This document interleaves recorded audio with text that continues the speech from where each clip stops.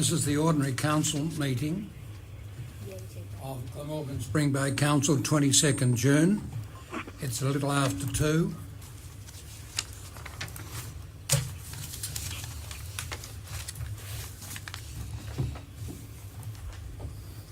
And I welcome all the councillors to this meeting, but I advise, in accord with Section 18 of the COVID-19 Disease Emergency Miscellaneous Provisions Act 2020, in my position as Mayor, I'm notifying you that the meeting today is conducted face-to-face in the council chambers and via telephone, in accord with Section 18, open brackets 3A of the COVID Disease Emergency Miscellaneous Provisions Act. Glamorgan Spring Bay Council acknowledges the traditional owners of our region and recognises their continuing connection to the land, waters and culture. We pay our respects to their elders, present and emerging. Now present, there are all the councillors: Deputy Mayor Jenny Woods, Councillor Cheryl Arnold, Councillor Keith Bruni, Councillor Annie Browning, Councillor Rob Churchill, Councillor Grant Robinson, Councillor Michael Simons. I call for any members to indicate whether they have any interest personally or via a close associate, as defined in Section 44 of the Local Government Act 1993, or any conflict as described in the Council's Code of Conduct for Councillors in any item included in the agenda. Yeah. Yes. I declare an interest in item 8.2 of the agenda, and I'll be leaving the room. That's the small grants issue. Thank you very much, Councillor Browning. Now, because we've got one councillor electronically communicating, I ask for a motion to defer agenda item 14, which is the Planning Authority section, until after. Four. Did I say item 4? Yeah, you said 14. Oh, I'm sorry, item 4. Until after the agenda item 8, which is Officer's Report requiring a decision. Can I have a motion, please? Could you explain that, please? What it is, we're reorganising the agenda so that when Councillor Robinson has to go off the air, we can deal with the planning matters at that time, rather than run the risk that we don't deal with the financial matters first. Perhaps I'll put it another way. We want to deal with the financial matters first rather than the planning matters, because financial matters are things that have more of a time limit requirement, and it might be important to have Councillor Robinson's vote on matters of budget and etc. I understand, thank you. I'm sorry I put it so badly. Can I have a motion? No one agrees? Well, I'll leave it. thank you very much, Councillor Churchill. Can I have a seconder to just amend the meeting? No, well, I can second it. Oh, the Councillor Browning. All those in favour?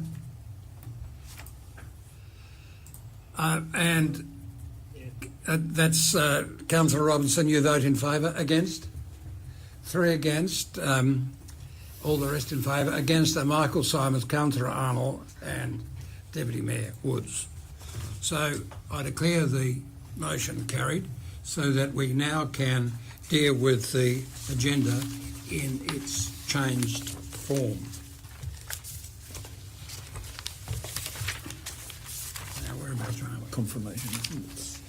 Can I have a motion relating to confirmation of minutes, please? Last meeting. Councillor Browning? A seconder? No, she got to move. I move that the minutes of the ordinary council meeting held on Tuesday the 25th of May 2021 at 2 p.m. be confirmed as a true and correct record. Seconded. Councillor Arnold. All those in favour? Against? Carried. Did I hear you, Councillor Robinson, voting yes? Yep. Item 2.2. Date and purposes of workshop held.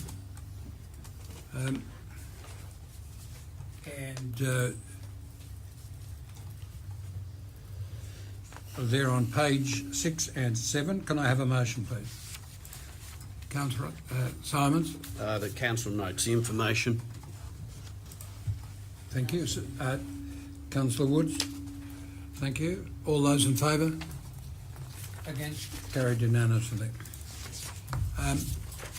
Next question is public question time. Now, There's questions without notice. there was a... right.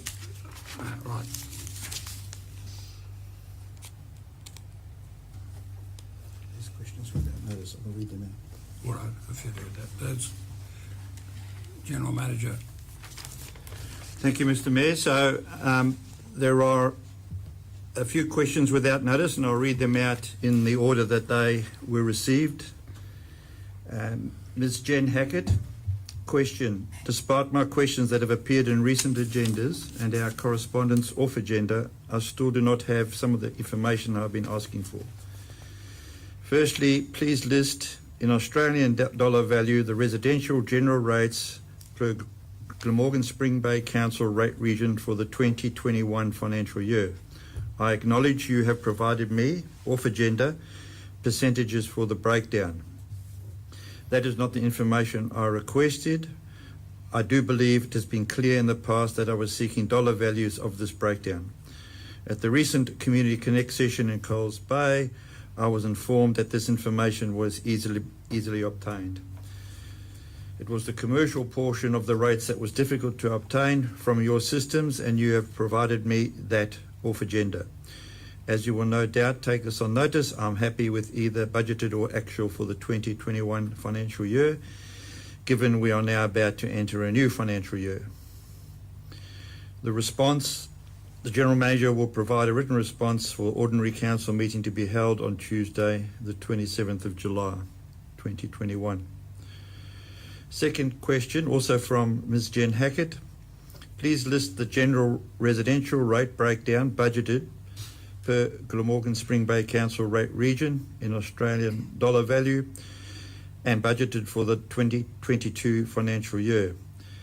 As I think you will take this question on notice for next month, I would have thought that by the July meeting this should be available from the 2022 financial budget. Again, I was informed that the residential rate information per rate region was easy to obtain. Again, I'll take that question on notice and provide a written response for the 27th of July council meeting. The third question comes from Dr. Robin Moore.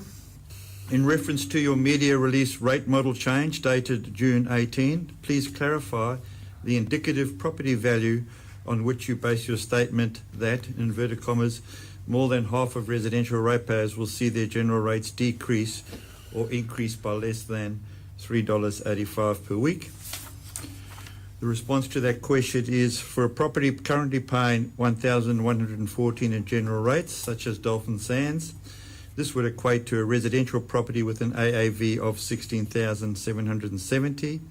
This is equivalent to a property with a capital value, in brackets, issued by the Valuer General, of about $400,000 or less. Fourth question is from Mr. Wayne Murray. For the benefit of ratepayers, can Council please specify the date on which the Prosso Raw Water Pipeline was first commissioned for commercial operation and the total income that has been derived from this source since that date? Also, can Council please specify the estimated income to be derived from this source during the 2021-2022 financial year? The response from the General Manager: the Prosso Plains Raw Water Scheme was first commissioned at the beginning of May 2020.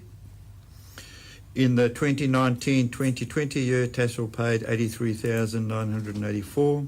For the 2020-2021 year, Tassal have been invoiced $156,618 for the water they have used. At the end of each financial year, a reconciliation and adjustment invoice will be raised if costs are above the volumetric water already invoiced. This is yet to be calculated. The last part of the question, answer. The estimated revenue for the next year, 21-22, is in the order of $290,000. Those are the questions without notice. Thank you very much. Now, item 3.2, which is Questions on notice? a question on notice from Mr. R.L.G. Martin. General Manager, will you respond to that in due course? They are The responses are in the agenda, so Oh, I see. I see. So the agenda responses on page 10 and 11, is that correct? correct, 10 and 11. Next item is item 4.1, which is the Planning Authority section, which we have agreed to move down the ladder of order. So we come now to Section 5. section 5, which is on what page is that? Financial report. Page 52. Thank you very much. Financial reports. The heading is Financial Reports for the period ending 31 May. And do I have a motion? Yes. Councillor Churchill. I move that Council receives and notes the financial reports as attached to this report for the period ended 31st of May 2021. Do I have a seconder?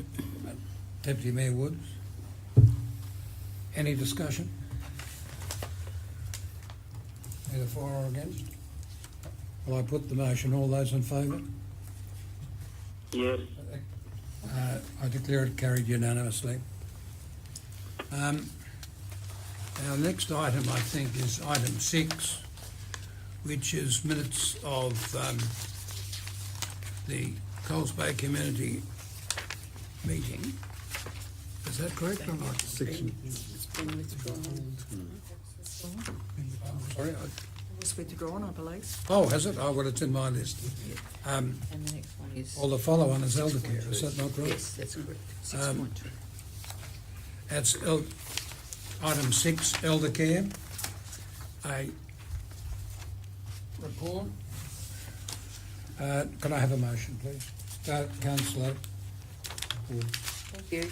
I'll move that the minutes of the Spring Bay Elder Care Committee meeting held on the 31st of May 2021 be received and noted, and the recommendation contained therein for Unit 4 to be refurbished as per attached condition report submitted by Mr Adrian O'Leary be approved for action.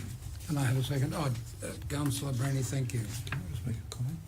Yes, General Manager wishes to say something. So, councillors, you would have noted in the Section 24 committee minutes, there's a portion in the Coles Bay Community Hall section that relates to FAR activities. I'm not sure if that was included in your agenda. It should have been.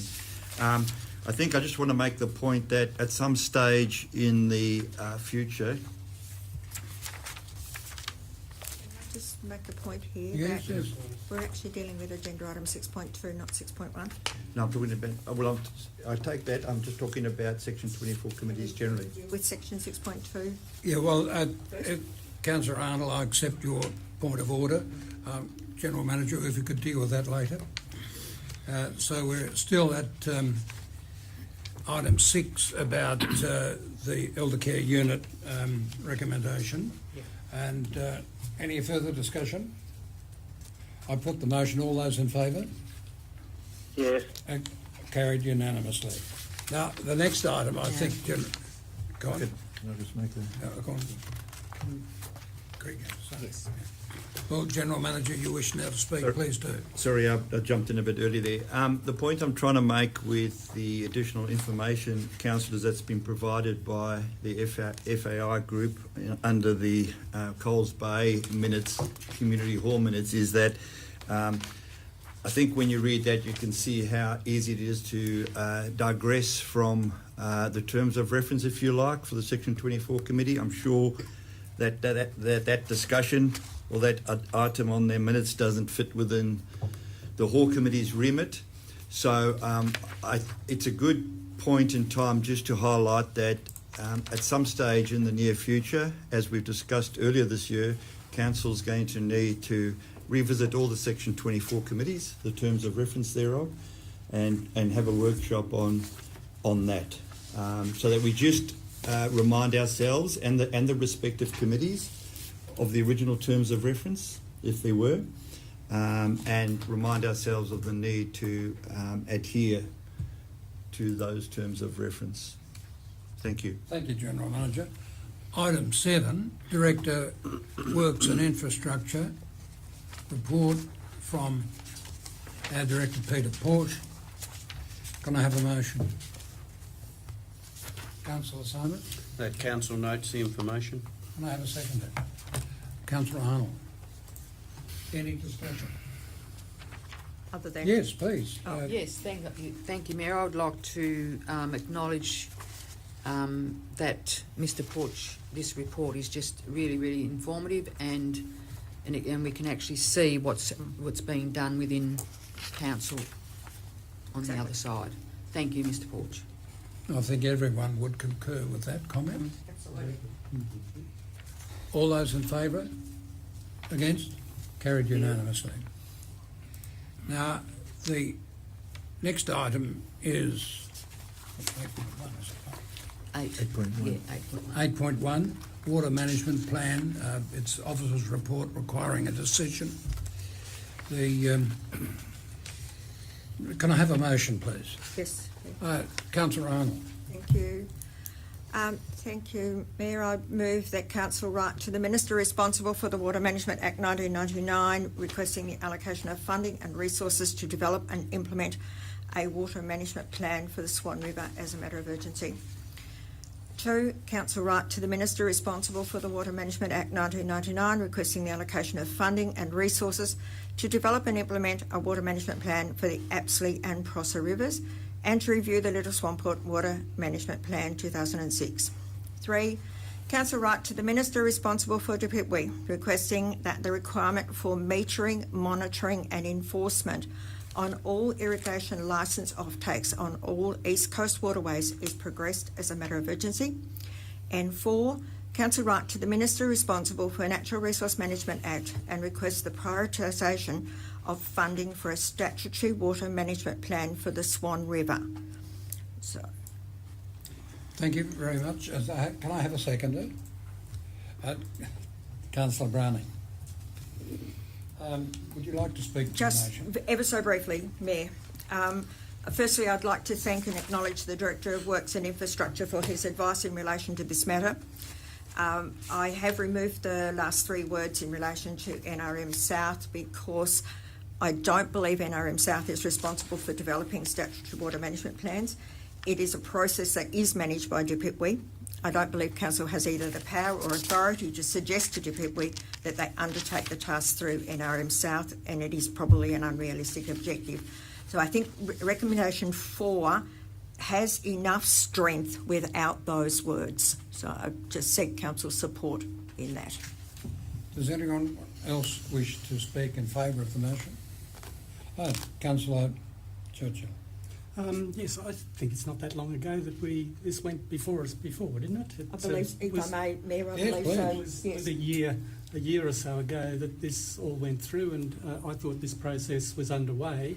I'm disappointed if that is not the case, and I'm really pleased that this has come back again. If I may, Mayor, Yes, but please Mayor go to ahead. Councillor Churchill and to Council, I think it came to us in a workshop Councillor Churchill, not necessarily to a council meeting. Right. And now the Director of Works and Infrastructure is progressing it as a result of the NRM committee's approaches, I guess is the best way to put it.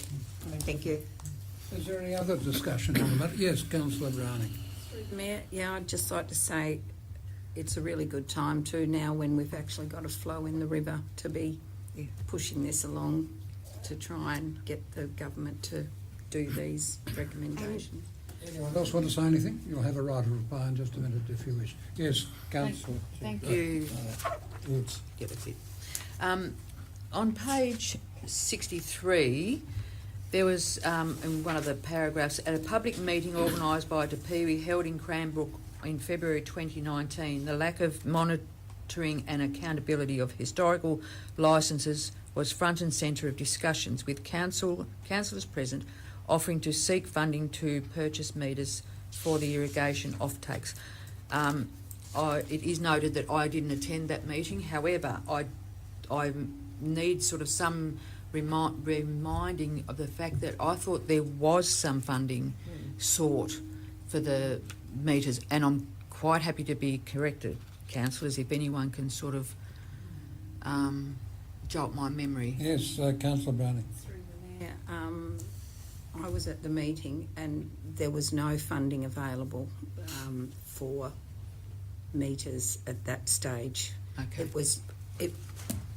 There's been talk about getting it through metering through Tas Irrigation, which is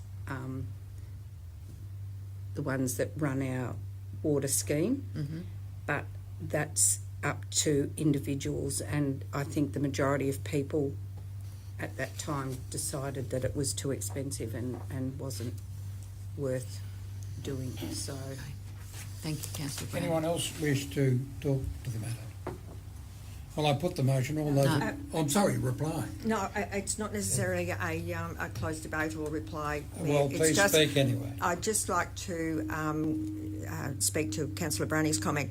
I did see on a news bulletin a couple of days ago that the government is actually initiating a new expert panel in relation to water management.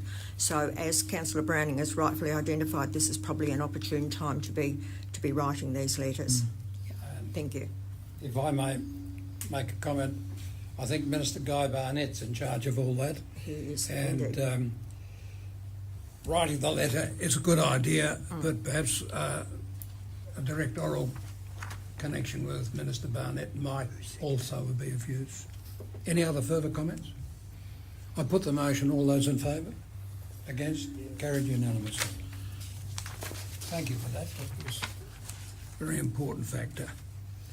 Now, the next item is item 8.3. 8.2. Oh, I'm sorry. I've turned over too many pages. 8.2.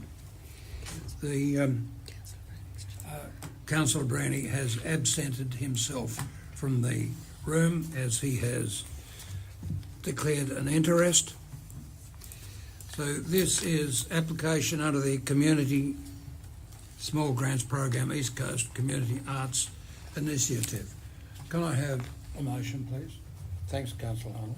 Thank you, Mayor. I'll move that council approve the application by East Coast Community Arts Initiative for a small grant funding of $1,000. Can I have a seconder? Councillor Churchill. Any discussion on the matter? Councillor Churchill. Yes, just through you, Mayor, if I could just ask a question. How much is left in that fund for this current financial year? Is anyone able to tell me that figure? Yes. Director Elise Brown. Do you know the answer? If I can just make a comment. Yes. When Council will recall, not last meeting, I think it was the meeting before, we considered 3 small grants at that meeting. Council approved all 3. At that stage, I think there was half of the budget left, so there would be sufficient, and this is only, I think, the second one since then. So in terms of there being enough money, there's enough money in the budget. I can't give you the exact figure, though, that's remaining. Ask it further. Well, if I may, this being the last opportunity for this money to be actually allocated to community for the year, can I put an amendment that be $1,500? The arts community are very valuable to us, and they've been through some pretty tough times in the last year or two, and a lot of their things that they've tried to do have been stopped through COVID, and if we're in a position to help them with that extra little bit of money, I would like to do that. Does the mover of the motion accept that amendment? I have no problem with that, given as Councillor Churchill has rightfully said, we have had that sector of our community has struggled significantly over the last year. So if we have the funds still in our community grant fund, then let's use it. Well, the motion is now $1,500. All those in favour, please raise their hand. Against? Carried unanimously with the note that Councillor Brainy is not here. Perhaps he could be called in.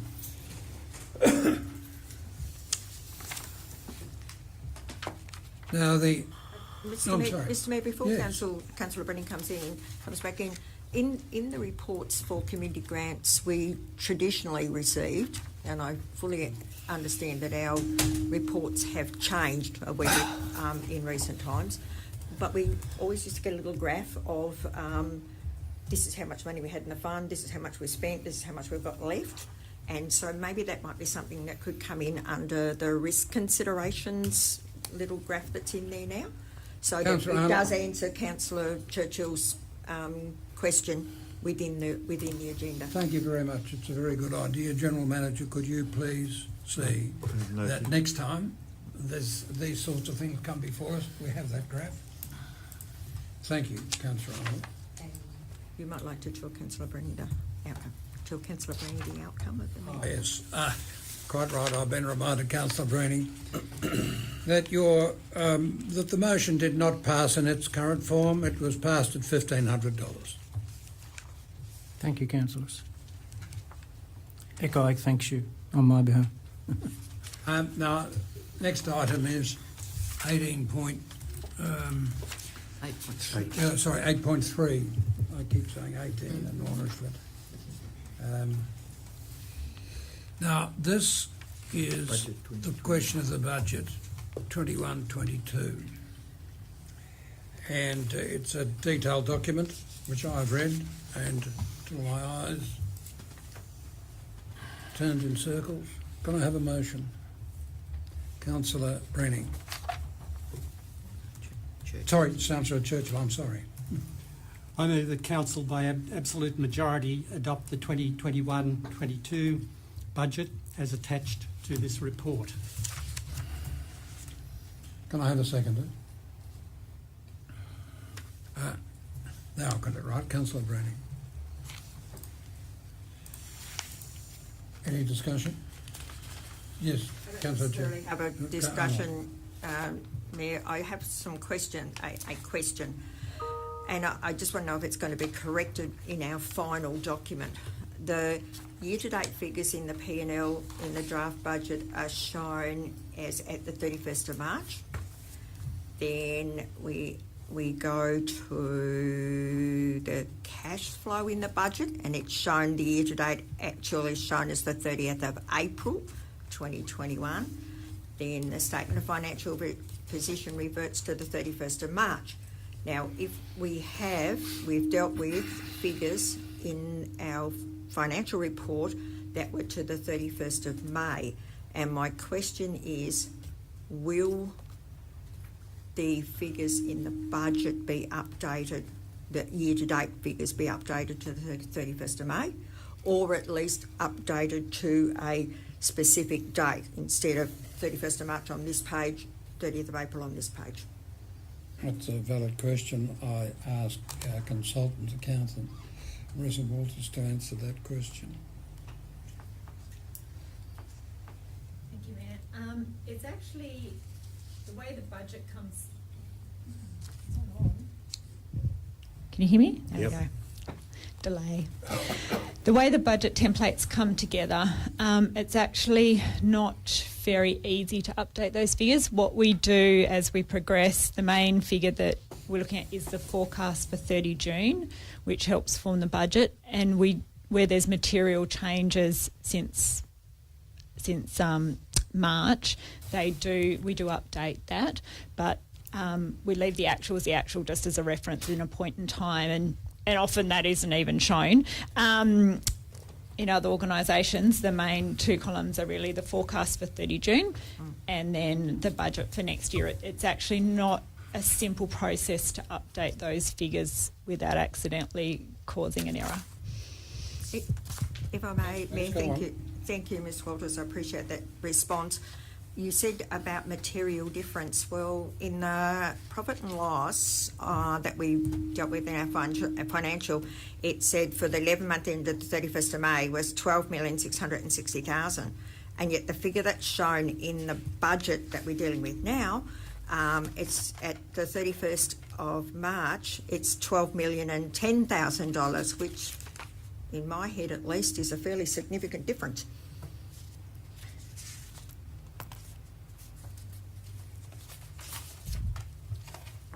Sorry. The actual budget was finalised pre the 31st of May. So there may have been some slight changes in May, but we did go back and look at some of the changes. We noticed particular changes with things like medical revenue and a few other items at the end of April compared to what we were seeing trending up to March, but it was kind of finalised pre-31 May, so there may be other changes. But we do try and take into account with the forecast where we can with known... So Mayor, if I may, the short answer is that no, those actual figures won't have a uniform date. Those comparison figures, if you like, for the previous year will not have a uniform date in the budget. That's the short answer. Mm-hmm. Better answer it.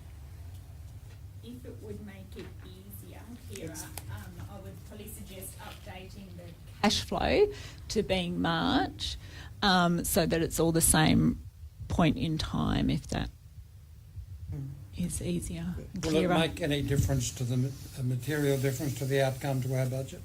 Will not change the budget. Thank The you. budget will be the budget. Thank you. Councillor Arnold, does that answer your question? Are there any other questions about the budget? Yes, Councillor Simons. Just a question before I ask anything else. Does the proposed rate rises that come in the next motion, are they built into this budget? Okay. The answer is yes. Thank you. Record, yes, they're guilty. Councillor Simons, please go on. So I just have to say I agree with the principles of the budget and the areas where this expenditure is targeted. But because of my opposition to the proposed rate rises and changes to the rating system, I can't support the motion for this budget, which is dependent on the next motion to make it legitimate. I understand. As I've said, all the discussions we've had previously in the workshops, I've argued that we need other options and alternatives, and I've tried to argue for a much lower increase, and that obviously hasn't been considered as the correct option, but that's how I feel. So today I'm disappointed I can't support the motion for the budget, but and I thank the admin for the work they put in, because there is a lot of effort goes into it, but today for me it falls short.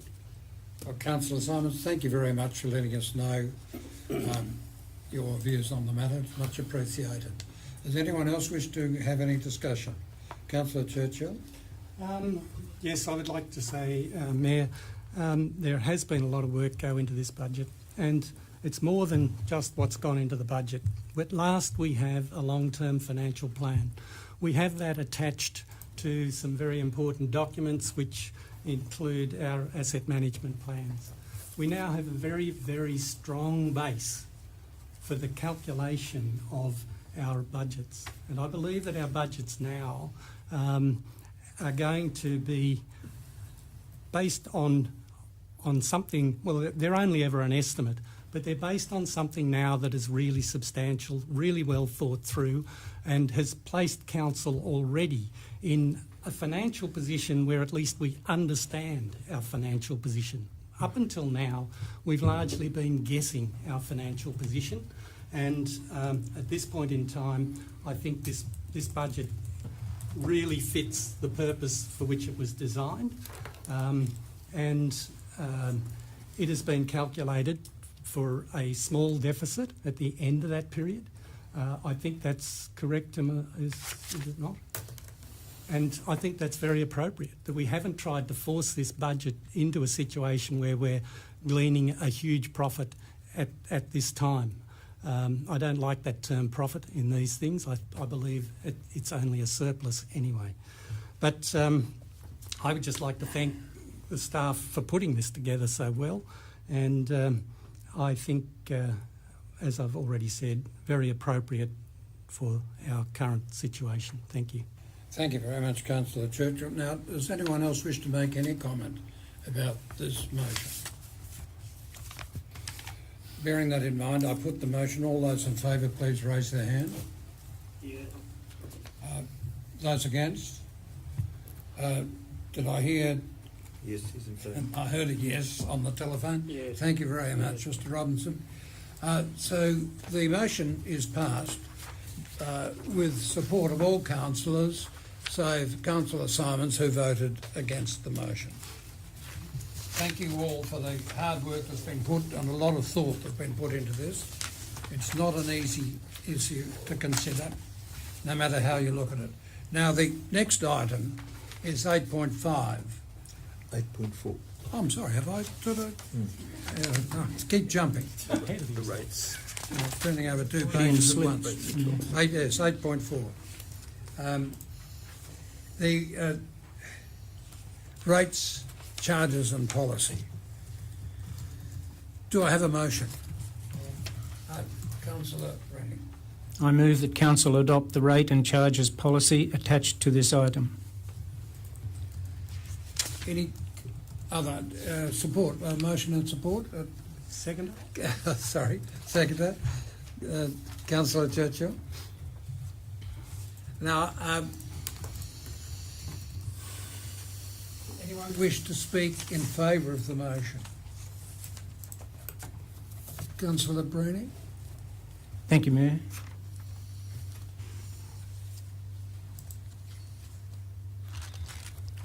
I read in the report the words most significant change to the policy, and that's what we're looking at here today. Just a short, I suppose it's called Rates 101, but a lot of people have asked me in emails in relation to comments about the rates if things could be said in a simple form that they understand. I tend sometimes to forget that it's easier to say it simply rather than long words. Under Council's current rating model, rates are calculated based on a property valuation by the State Valuer General on an average area rate called AAR that groups properties by locality or town or suburb and by the use of the land. Then applies a median or average property value for that area, and everyone has to pay the same rate, no matter whether a property is valued higher or lower than that average. If a property is valued higher than the average, that property pays the same amount as a property valued lower than the average. The annual assessed value, AAV, I believe, is a more equitable and fairer system. With this system, every individual property is treated upon its merits. Every separate property is assigned a unique rateable value by the Independent Valuer General, and the rates paid to Council are set by Council on an annual basis. Each property pays its way. Lower value properties pay a lower rate than higher valued properties, and that is what annual assessed value rating system does. I'm convinced that the existing average area model is a less fair, in fact unfair system that disadvantages lower value property owners. In the revised model, the model we're looking at here, the majority of the total rates that will be charged on a property will be calculated by multiplying the annual assessed value, the AAV rate, by a rate of cents in the dollar. The cents in the dollar is reached by dividing the rating income that we require to deliver our services, determined by Council's budget that we've just passed, by the total of all AAVs in Glamorgan Spring Bay Council. My decision regarding rates reform is based on professional advice I've received from various qualified sources and from detailed workshop discussions over more than 2 years of being informed of Council's financial situation and the limited options available to Council to rectify inherited unserviceable debt, failed or non-existent asset management, disastrous financial strategy, failed management of basic essential council policies, and a financial future that required and still requires drastic and unpopular decisions that I personally resent having to make to ensure this municipality complies with standard local government legislation and state law. Both the previous and the existing Minister for Local Government and the previous and existing Director of Local Government Department have made it crystal clear to the current council that we either get what is essentially a train wreck back on the track or GSBC goes into administration. Another reason I support reform is that I am convinced that the proposed rating model is a fairer and more equitable model. But by far the greatest motivation for me is the need to service our debt, provide adequate funding for basic core council service provision, and ensure future councils are not faced with the same overwhelming challenges that this council has had to face. While I fully endorse and support the proposed model, I will vigorously urge my fellow councillors to implement reforms that support and assist ratepayers in financial hardship. Reforms that provide transparent, flexible, sensitive and fairer ways for council to treat ratepayers facing financial stress. As I have stated previously, I deeply resent being left with no realistic alternative but to endorse and support this reform to council's rating model. I deeply resent the fact that the reforms will impact many households and commercial businesses who are already suffering financial stress generated by COVID-19. I deeply resent the fact that the reforms will impact these households and businesses, but I am totally committed to a just and equitable rating system that is essential for sustainable provision of core council services to our community. Thank you. Do I have any other speakers? Councillor Simons. So I agree with parts of the policy again because it's a combined motion, but I can't agree with the change to the AAV system at the moment. I think a change of this magnitude should have had proper and thorough process put in place before any decision was made, and I think that process should have allowed for the community to be consulted and council leading the discussion and providing education and information on the merits of AAR versus AAV and how it may affect various ratepayers. I'm far from convinced that the AAV model is a better way forward, and I suspect there are many others within the municipality that may feel the same way. If this motion passes, they'll be denied of any say in that decision. I know when AAR was adopted in around 2013 as a rates model here for Glamorgan, there was plenty of community engagement. It was widely accepted by the community that it was a preferred alternative to AAV. And indeed a report that was commissioned by the state government at the time, and it was delivered by the Local Government Association and the Valuer General's Department and the Local Government Managers of Australia, and I quote them, they described AAV as inefficient and confusing. It is now clear that the AAV does not perform well against the principles of taxation. It is costly, volatile and difficult for the public to understand. it advised the state government to scrap the assessed annual value system used by 28 of 29 councils. Now, that's 7 or 8 years ago. That may well need testing again. Until we test it, we don't know. There was a suggestion made that perhaps our AAR was unsound.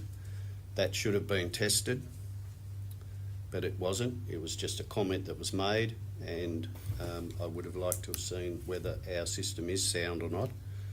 I don't necessarily agree with the premise that AAV is a fairer system. Both systems have their merits, and AAV targets the individual, AAR spreads the rate burden across a bigger group. Again, I would have thought the community deserved to see that investigated before a change was made. I think the other problem we've got here is to make this change on top of the proposed rate rises adds a whole new level of confusion within our community. The feedback I've had already confirms that.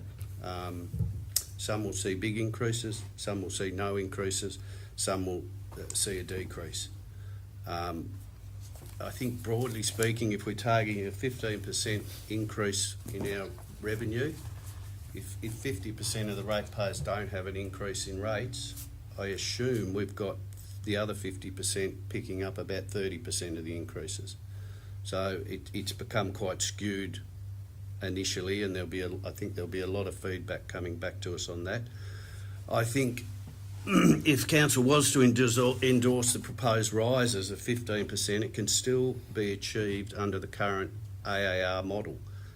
And then the question of which rating model suits our municipality best, well, that can be explored and decided upon in a fairly timely manner before next year's rate resolution.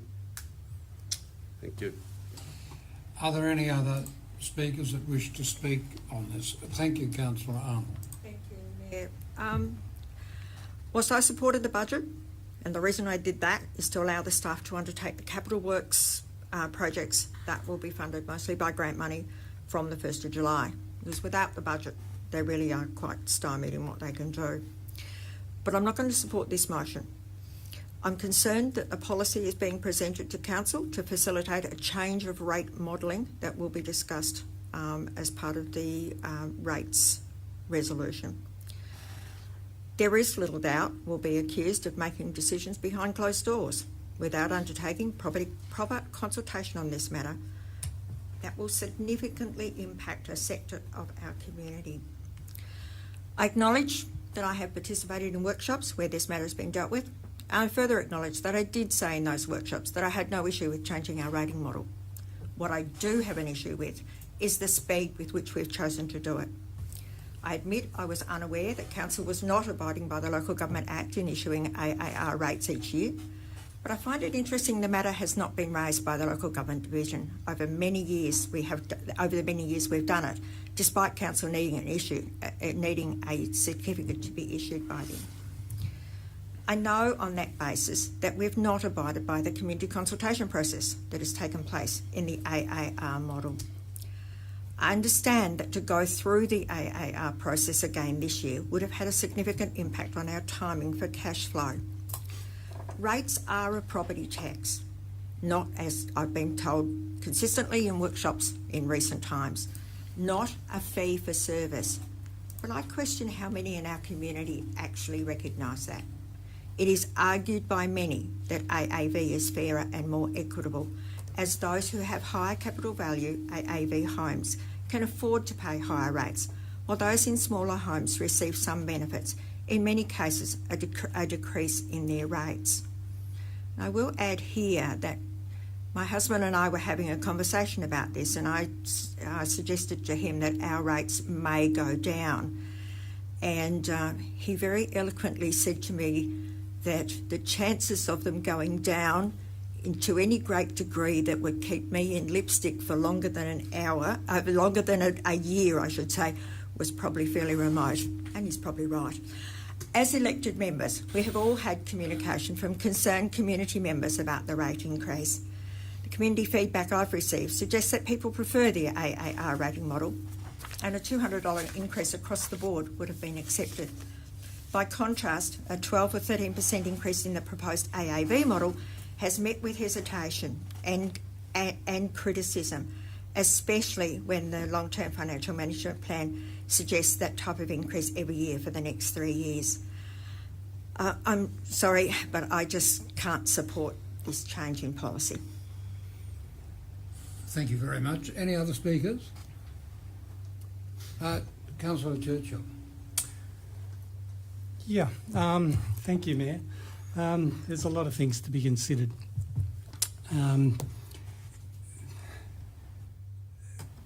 We've been clearly told that the rating system is applied as a tax. It is not applied as a fee for service, as others in the room have mentioned. We also need to think back to how the amount of rates required is actually determined. And that is how we get to the amount of rates required. We don't sit there trying to calculate an amount that we think is reasonable just because we think it's reasonable and we need to collect revenue from everybody. We work out through the plans that we now have in place. Our qualified advice helps us to determine how much money is actually required to undertake the business that we are supposed to undertake for the following year. And we've trimmed down where we can over the last year in a lot of areas where expenditure was outside of our core purpose. We've done all that. We've calculated an amount of money that is required. Then we have to think about how we go about collecting that.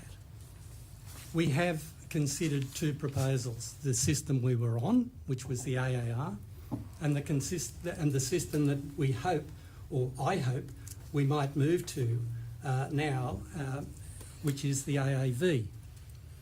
If we look at the AAR that's been in place for a number of years, it is very clear under that system that the less advantaged, or let's say more accurately, the people, regardless of the value of their properties, have been paying an almost equivalent amount of rates, but many of them will be less able to pay than some who might be living in properties where they would be more able to pay. In other words, the people with less ability to pay have been subsidising those with more ability to pay for a long, long time. That has been happening. We've now put up the proposition to go to a more, and I keep using those words as we all have, fair and equitable system, where those who are not so advanced, there's a lot of people in the community who might have a good home, they might have a big debt to go with it, they might appear to be doing really, really well and might appear to be in a strong position to pay their rates, but many of them are not. And I look at people who've worked all of their life to get their home and they're still managing that home, but their rates have been calculated in the past such that they are supporting those who have had it a lot easier or been able to make a lot more money and put into their homes. So now I think we're moving to a system, I'm rambling a bit here, but we're now moving to a system that would seem to me to be much fairer. The people who can afford to pay more will be paying more, and those who can't afford to do so will be paying less. And I think that's a very important position for us to get to in light of the fact that we are talking about a tax here. Thank you. Anyone else wish to speak? Yes, Councillor Browning. The Mayor, I'd like to ask our consultant accountant if she can explain why it was so difficult to redo the AAR for this financial year, please.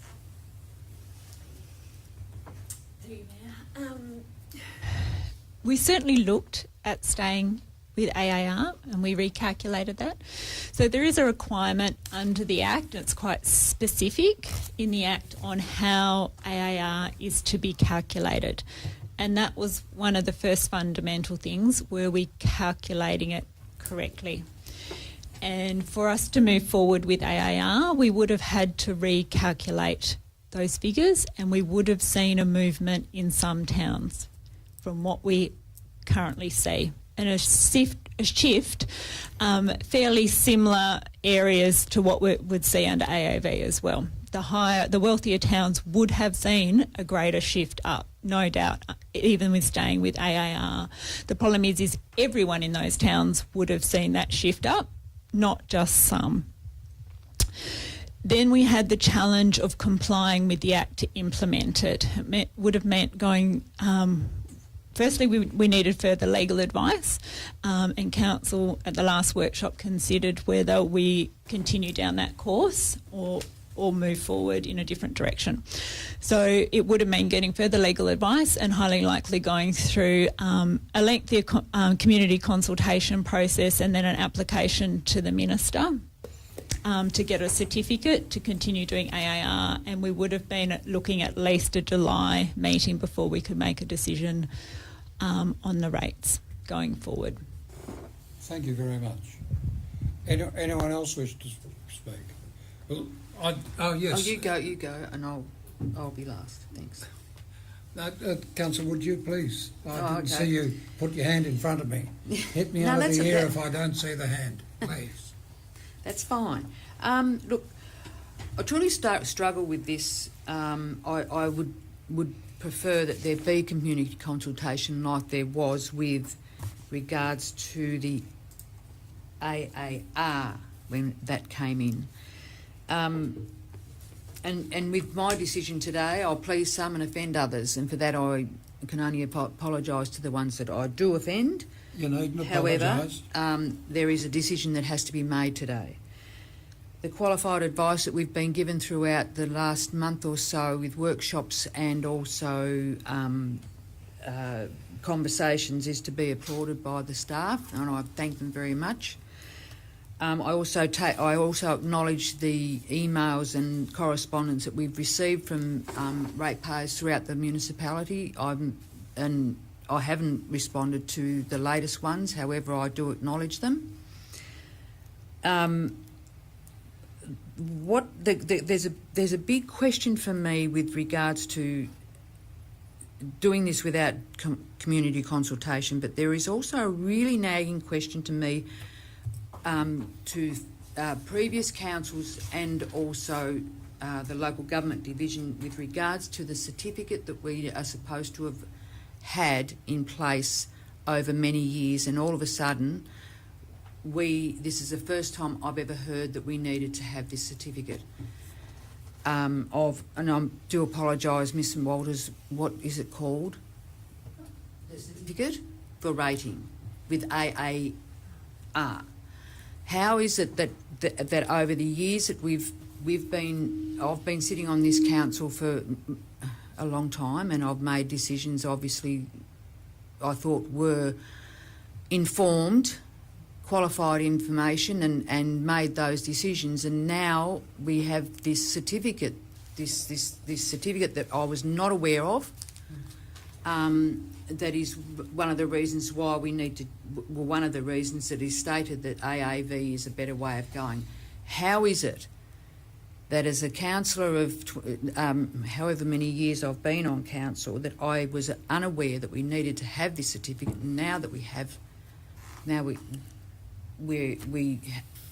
it is a big player in the decision that I make today. So I don't know who can answer that question for me. However, I know I have to make a decision today, and I will make that decision having listened to the debate around the table, which I do applaud and thank all councillors for putting forward their views. I've listened intently with that. I've listened throughout our workshops, and now it's up to me to make a decision on what I've heard. And thank you, Mayor, for me being able to have my say. I'd like to make a comment. Thank you, Councillor Deputy Mayor Woods. It's much appreciated. I'm sure that none of your decisions have been based on malice or carelessness. They've all been done with careful consideration. I've agonised over this matter a great deal. This particular motion deals with the changing of the method of rating, not the amount of the rates.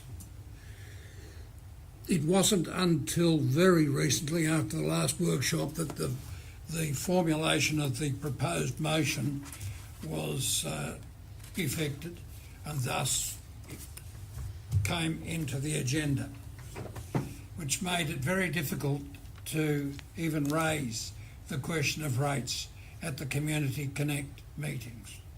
And I have been criticised, and I stand rebuked, for not having raised it at Community Connect meetings. But when one wasn't quite sure what the motion was going to be, very difficult to raise the question of the style of rating and the amounts at such meetings, especially when in some cases there are well over 100 people there. These sorts of things are not easily aired with discussion back and forth, with many, many people having a view.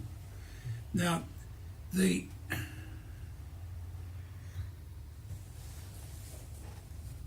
advice that we've been given is that our area rating is not, if we impose a rate based on it for this financial year, it won't be in accord with the Act, because we need the certificate and there are a lot of steps that have to be taken in order to get it.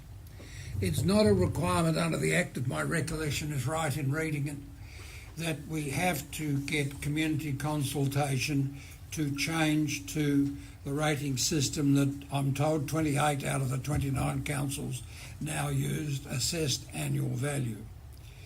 For those watching on YouTube, assessed annual value rating is a simple thing. It's a tax on the rental value of your property.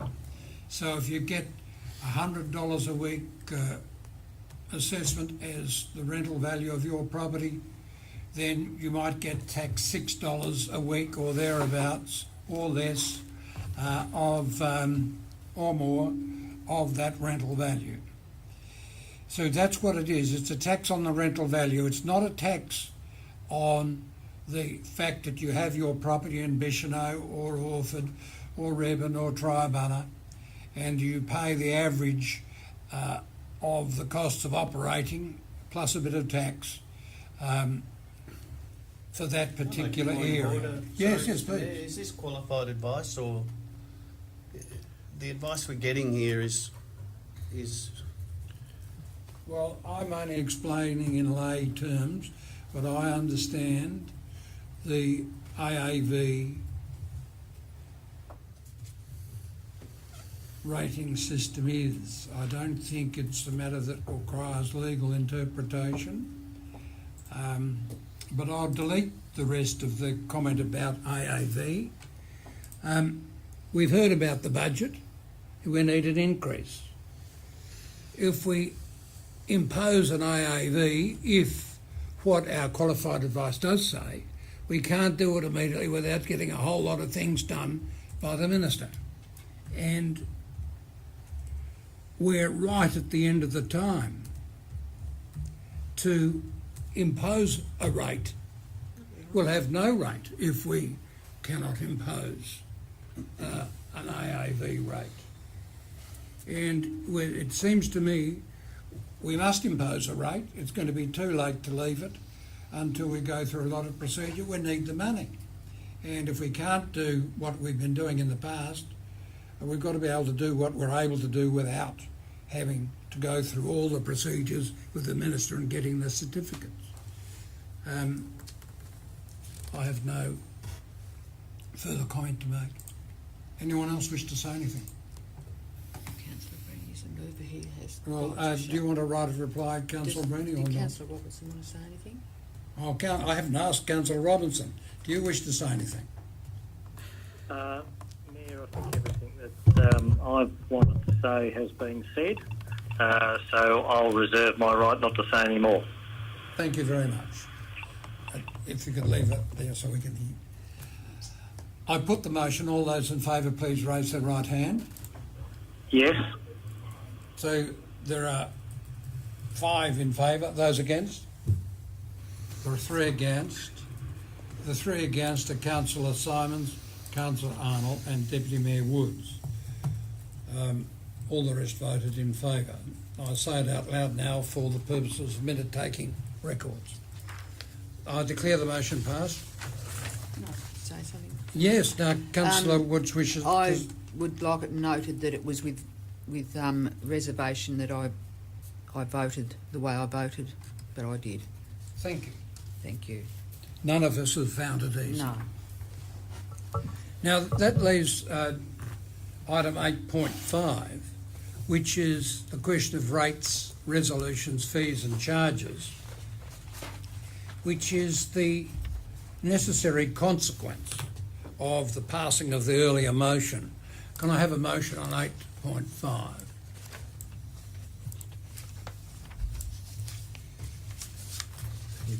Yes, Councillor Breeny.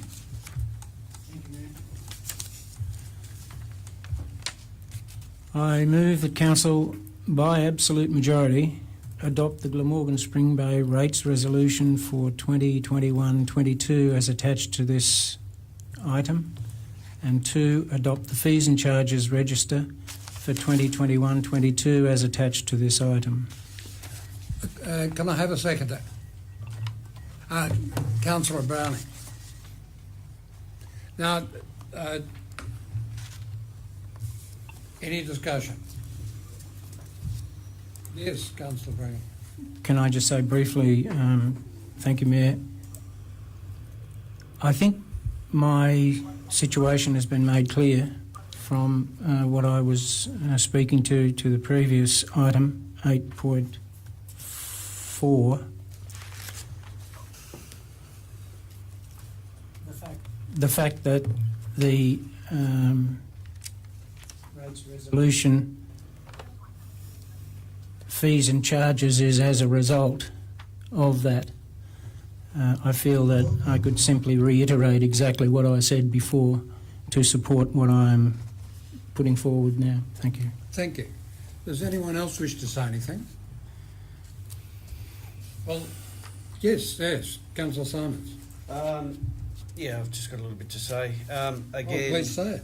There's parts of this policy I can agree with, and I probably sound like a broken record, but Please say it. I agree with the principle of user pays and full cost recovery. That makes good sense. I'd say that probably the council needs to better communicate the benefits of some of our income producing assets like our Tribunna Marina and the Prosser River Water Scheme that help keep downward pressure on rates. And I do understand and thank the admin for the work they've put in, but again, I can't support this motion. I don't agree with the magnitude of the rises and the changes to the AAV system, or changing to an AAV system. And part of the reason for that is Glamorgan has one of the oldest average populations in Tasmania. It also has one of the lowest average income per capita populations in Tasmania. So it's also not just the general rate we need to consider here.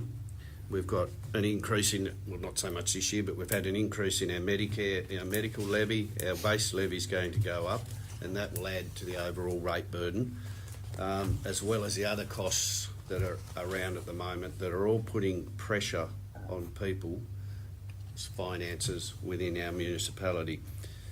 And I acknowledge there'll be some that will be able to afford the increases, but there'll be many in this municipality that can't. And I'm actually yet to be satisfied that how best raising over $1 million extra from ratepayers is in their best interests. I don't believe as a council we've yet gained the trust of ratepayers to use an extra $1 million of theirs in their best interests, and I think the decision we make today will probably erode that trust further. I'm also concerned that the rises are forecast to be ongoing year on year. I understand totally that AAV will lower some rates, but that just means others will carry a bigger increase at this point.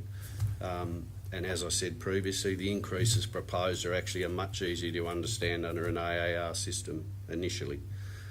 There's been arguments made in the workshops that we have lower costs than other councils, and that could be seen as a reason for us to increase our rates. Well, to me, that's a flawed argument. We should be using that as our competitive advantage. That should be an encouragement for people to come and buy a house in Glamorgan Spring Bay, because we've got very competitive rate base.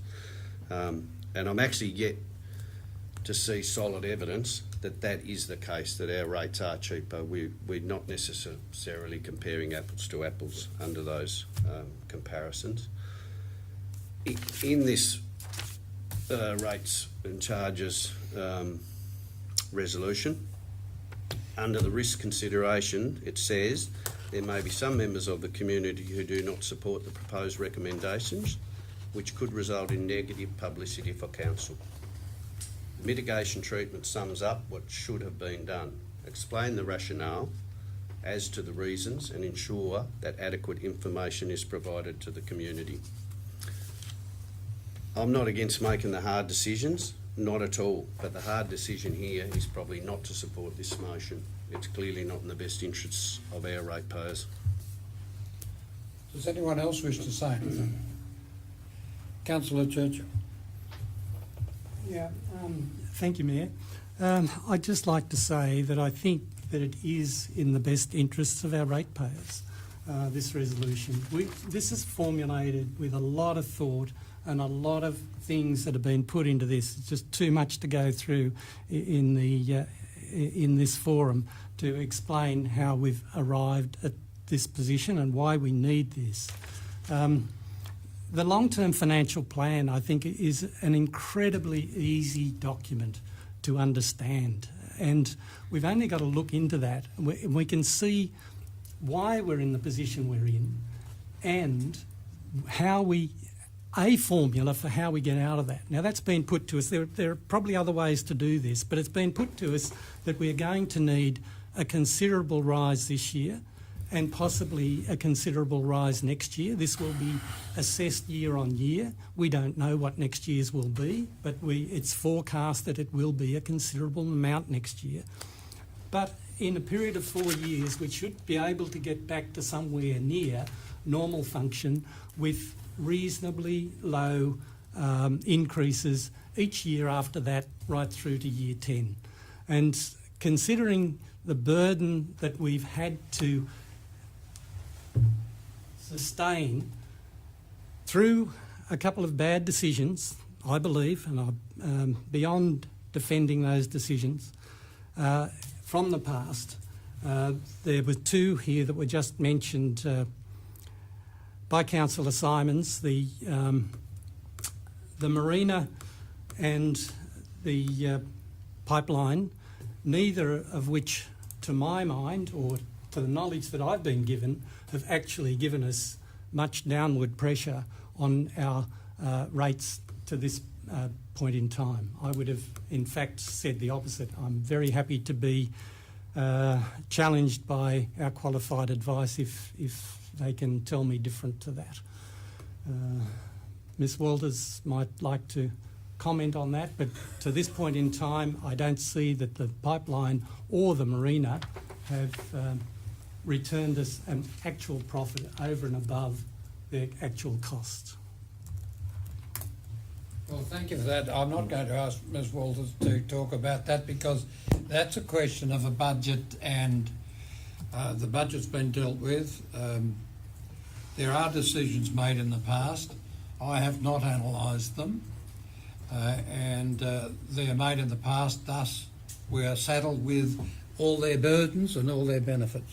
I would like to say something about the question of rates, especially bearing in mind that there has been a report effected by the Australian Broadcasting Corporation, both on the web and subsequently on television, which is obviously, to me, misleading and deceptive, and I have had a talk to a Queen's Counsel about the matter in an informal manner over a cup of coffee and a biscuit on Saturday, and I still hold the view that the reporting has been misleading and deceptive. I want to say first that The rates are done 1 year at a time, not all 5 years at once, so there can't possibly be, as had been reported, a 50% increase in rates. Secondly, the long-term financial plan deals with increase in revenue. Thirdly, that the question of the rates run for this year, not the year after or the year after next or the year after that. Fourthly, out of our rates we pay state government taxes, and they are going to go up. And there was a meeting today about the question of container deposit system that looks as if it'll be introduced, and we'll have to pay extra state government taxes that come out of our rates. Now, to get directly to the people that pay the rates and to counter the misleading conduct from the Australian Broadcasting Corporation, unfortunately an entity I thought that that had a duty to and used to report the facts without favour, without bias, whether they're for or against a particular political view. And I was saddened to find out that is not the case. But I've commissioned for some figures to be obtained from the proposed increase. First of all, generally, Glamorgan Spring Bay rates, if adopted in accord with the resolution we're now voting on, will be, on the average for a $400,000 house, below those paid for a similar house in Sorrel, more than $100 below. They'll be below those paid in Breakaday, more than $100 per annum below those paid in Breakaday. And if you take a lower valued house in Glamorgan Spring Bay, they're still below Sorrel rates, they're still below Breakaday rates. This is after the increases that we're talking about. Now, the next thing, it's a matter of philosophy whether or not a rich man should pay more tax than a poor man, or or that all should pay equally because we all drink the same amount of water, we all flush the same toilet. But for 45% of dwellings in Bicheno, if there is the rate proposed in this motion, 45% of them will have a decrease in rates. For Orford, 36% of the dwellings in Orford, if this motion is passed, will have a reduced rate. And for those of you, especially those in Swansea that have been sending me emails today saying how they can't afford a rate rise, and a lot of people are having difficulty. And we do have a rates officer who will listen to complaints about difficulty and assist in people coping with this difficulty. I haven't got the number before me at the moment, but I have had it, and no doubt the General Manager would be able to give the phone number of the rates officer. But for those in Swansea that do have difficulty, and other municipalities, they can ring the rates officer. But for the Swanseiites that sent emails to me today, some with great compassion and understanding, and I can understand their compassion, 50% of the dwellings in Swansea, if assessed annual value system that we have proposed in this motion are passed, 50% will have a rate reduction. Now, I won't go through everyone. There are many other rate reductions, and only 35% in Bicheno, 39% in Orford, and 39% in Swansea will have a significant rate increase. And some people in this council take the view, if you have a $2 million house, perhaps you ought to pay a few more dollars in rates than if you have a $400,000 house, on the grounds that the rental received from a $200,000 house is likely to be a much higher figure than rental received for a $400,000 house. And of course, not everyone who has such a house rents them out. Many do Airbnb in many of our areas, but not everyone does. So, for that reason, those reasons, we're below, even with our increases, the adjacent municipalities. That a lot of our people have had rate reduction, and despite many of them believing they'll have a huge increase after listening to the ABC or reading the written word on the web, that they'll have a rate rise, a very substantial number will get substantial reductions. And some will have an increase that'll, quite a number, 21%, 20, 25%, 17% will have an increase of between $0 and $200 per annum. The rest, as Councillor Simon says, will pay for the extra costs need to run this council. If we don't get the money needed to run the council, we'll end up in administration. And the first thing that'll come out of administration will be a significant rate rise. I've been only here in the chair for about 10 months. And when I was first elected, 2 ministers of the Crown on 2 separate occasions asked me if this council will survive. And I said, why? They said, well, there's not enough money to keep it going. It'll be put into administration. And I said, it'll survive. I said, how are you surviving? I said, we're spending the depreciation money at the moment so that we won't have the cash to repair the roads. And there are some down my way not repaired, and some bridges that have not been rebuilt after being flooded. And we've had a hell of a problem with several 1 in 100 year floods in the last 3 years, several, and they wash away roads, they wash away bridges, they cause stormwater problems, and they cause people's houses to be flooded, mine included, and I'm not voting for a rate rise because my house flooded, because I repair my own road with a pick and shovel, as I did earlier on during the last downpour at 5 o'clock in the morning with a headlight on my head, trying to stop the water running off the road into the house, which I succeeded, by the way, at 78 years of age. And I am getting older, but not as weak as some. So I am in support of this motion, and I speak strongly in favour of it, and I'm saddened to hear that many people actually believe what the ABC reports. Now, unless there's any other motion. Yes, please, Councillor Arnold. I don't have a motion there. I have a comment I'd like to make. Please make the comment. The decreases mentioned by you in our rates across the municipal area, I believe in general less than $200, and in reality will probably be closer to $50, that is less than $1 a week. There's 888 properties who are facing an increase of between $200 and $500, and 547 that are facing an increase of between $501 and $1,000. Around 10% of those properties will be protected from their rates being doubled with the 99% cap. But other than there will be increases in some towns under AAR, as was mentioned today, I've not received any definite comparisons, any specific comparisons in the differences between what could have been an AAR increase or an AAV increase. It really all comes down, as I said earlier, to the cash flow and the timeline for actually putting our rates in place. All I keep being told is that AAV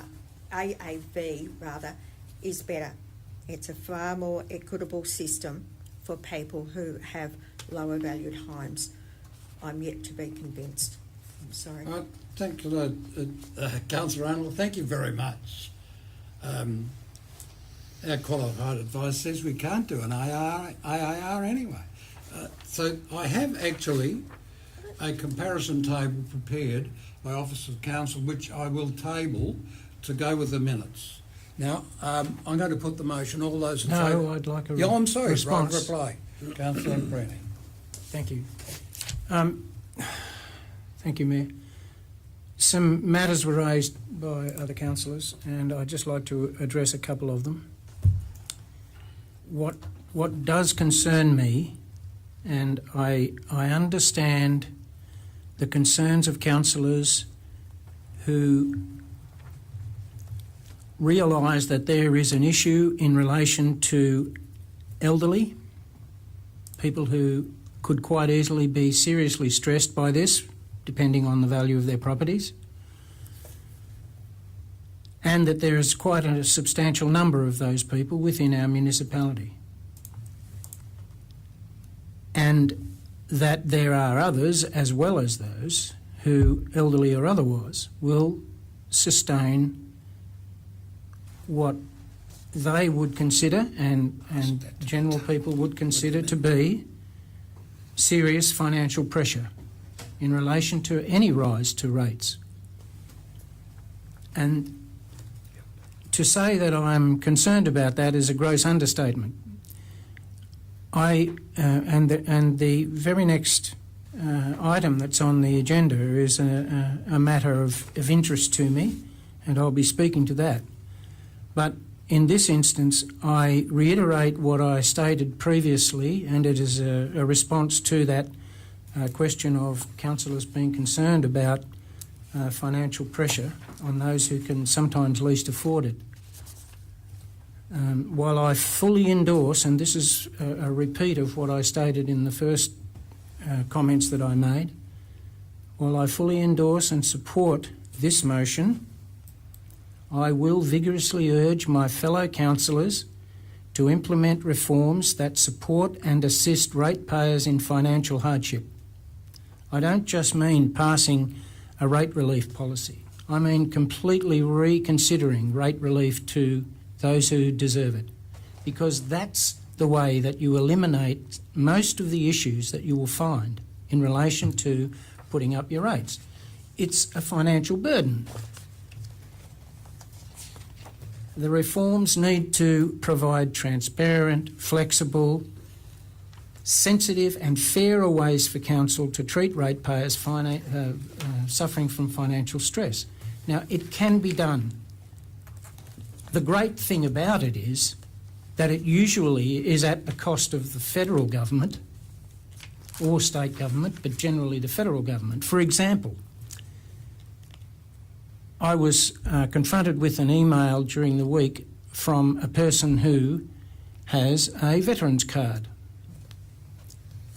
The veterans card does not qualify a ratepayer for any assistance on rates. The only assistance that I'm certain of is, and I could be corrected here, is pensioner assistance, conservation covenant, subsidy, things like that. Why don't we have a substantially more open and broad facet of suite of assistance policies that cover things like veterans, disability, etc., where finance might be a serious issue? I know that there is a hardship policy, and I know that that hardship policy probably handles a great deal of what we're talking about here, but it doesn't handle all of them. And what I want to see, and what I believe we can move to and help alleviate a lot of the concerns in the community, is a far broader policy in relation to assistance to people with financial hardship paying rates.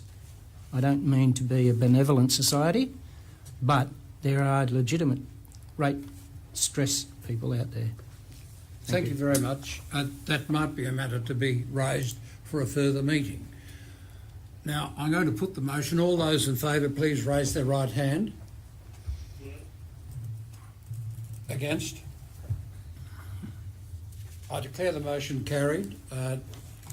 All the councillors, save for Councillor Simons, Arnold and Deputy Mayor Woods, voted in favour of the motion, with all the difficulties and concerns that it has produced.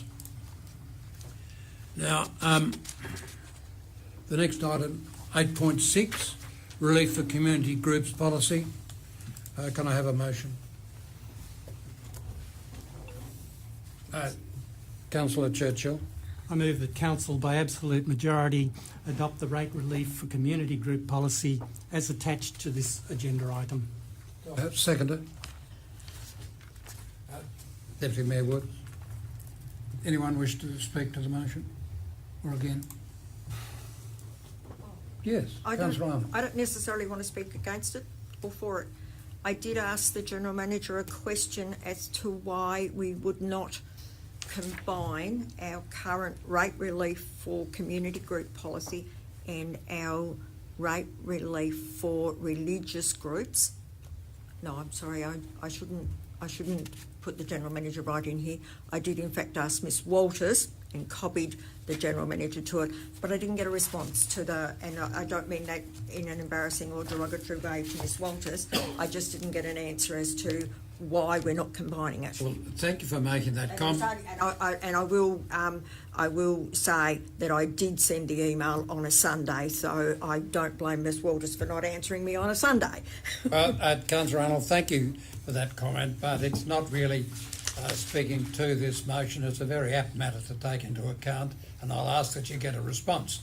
Does anyone wish to make a comment either for or against this proposal? Ms Walters did want to respond. No, I'm not going to let her respond now. Right. Yes, Councillor Brenny. Thank you, Mayor. As I've stated and made very clear, I don't think this policy goes far enough. However, I will be supporting this motion simply because at least it's a start, and I would recommend that all councillors consider it at a future date to sit down and think about extra rate relief. Thank you. Thank you very much. Does anyone else wish to speak either for or against the motion? I put the motion I'm sorry, Councillor Browning. Through the Mayor, I would just like to say to the community that if you are struggling, come forward and talk to council. And I know lots of people don't want to do that, but that's what I would say. Thank you very much. It's not quite relating to this motion, but a very valid comment nevertheless. I put the motion. All those in favour, please raise their right hand. Yes. Against? Carried unanimously. Now, our next item, I think, I know I'm a bit at sea about where do we go to? Item 4. We go back to item 4, the question of planning. I think it's, well, first of all, can I have a motion about planning authority? Read out. Well, You need to. I'll read out the section first. Under Regulation 25 of the Local Government Meeting Procedures Regulations Act 2015, I hereby declare the Council is now acting as a planning authority under the provisions of the Land Use and Planning Approvals Act 1993 for Section 4 of the agenda.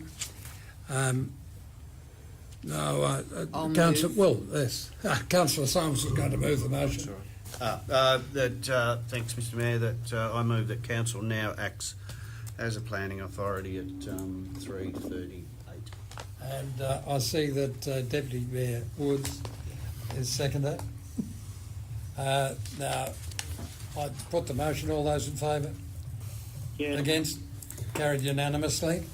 Now, the next item is 4.1, which is a question of a subdivision into 47 lots in 3 stages at 2019, application 2019/17 Tasman Highway. Can I have a motion? I see Councillor Churchill. I would move that pursuant to Section 57 of the Land Use Planning and Approvals Act 1993 and the Glamorgan Spring Bay Interim Planning Scheme 2015, subdivision application 2019/17 to subdivide an existing lot into 47 residential allotments at Lot 1 Tasman Highway, Orford, CT 139972/1 be approved with the following conditions. 1 to 14 and Condition 15, I would like changed. I have words around those changes that I could... Do you have anything in writing? Yes, I do.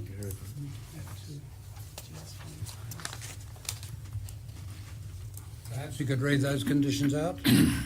The number 15 to be changed to consistent with the specific area plan F37.3, stormwater drainage from the development must comply with all of the following. A, be reused on the golf course and returned to natural water courses entering the Prosser River or Spring Bay. And B, exit the specific area plan at an equivalent concentration, condition, volume and velocity as would have occurred in the absence of any development, assuming a continuous cover of natural vegetation as would have occurred prior to the clearing of the land for agricultural use. Also, Part C of 15 to remain the same. That is in the agenda proposed recommendation. Exactly. Please go on. And Part D to be deleted, with the advice being removed from that position through to the list of advice on page 30. That could be moved word for word.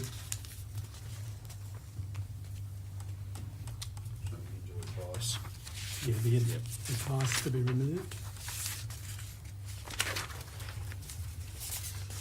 Just through the Mayor, just to be clear, condition 15D is deleted, Yes. but the advice is included in the advice list at the end of the conditions. Okay, thank you. Yes. Anything else? Condition 16 to remain the same. Condition 17 to delete the alternative part of 17. What about the rest of the conditions? The rest to remain as in the agenda, as in the recommendation. Can I have a seconder? Councillor Rainey. Councillor Churchill, do you wish to speak to this motion? I do, thank you, Mayor.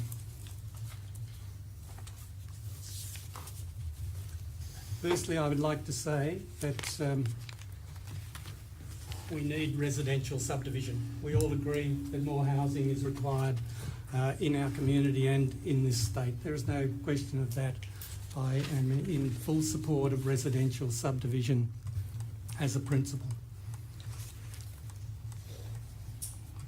I also have, in principle, support of the original intent of the Solus development as it was put to a previous council some 15 to 18 years ago. That there was to be a, probably in many ways, very, probably almost ahead of its time in a sense, because the water use considerations in that original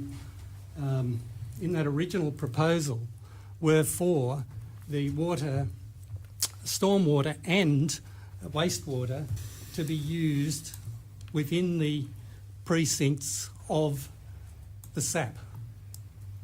So in other words, water was to be used from the residential component of the specific area plan onto the golf course, which makes a lot of sense in so many ways. This is consistent with what is known as, or what has been called, water-sensitive urban design for a long, long time. I didn't realise water-sensitive urban design was even around then, but it was included in that very early documentation. The provisions of the specific area plan are mandatory. They are not optional. And if we look at the interim planning scheme and the SAP, the specific area plan that determines the structure of this whole specific area plan, you can see how each requirement of it, each component of it, works into the design of it. A specific area plan is a complex piece of planning, in my view, and it's there for a purpose. We've got, in this particular case, 5 precincts, and each of those precincts has a different purpose. And thinking about it, it is very difficult to manage it in any other way than the specific area plan that was put there all that time ago. So I can totally understand and I agree with the principles of it. No part of it can really be considered in isolation. And that is because the structure of it is that certain components of it are dependent on each other. And in the case that's before us now, there's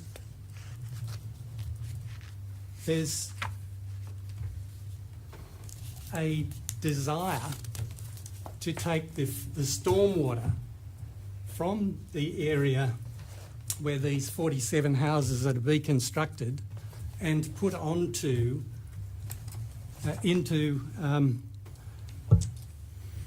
water that will finally finish up in rivers and ultimately in the ocean and won't be used on the golf course, which is where the original intent of the plan was to be used. And the wording that I've put into those conditions is very explicit, and it comes directly from the specific area plan. We are told in the report that accompanies this application on page 13 very clearly, where there is a conflict between a provision in a specific area plan and a provision in the zone or code, the specific area plan provision prevails. We cannot change the provisions of the specific area plan to suit what we might want to do. This document is a legal document.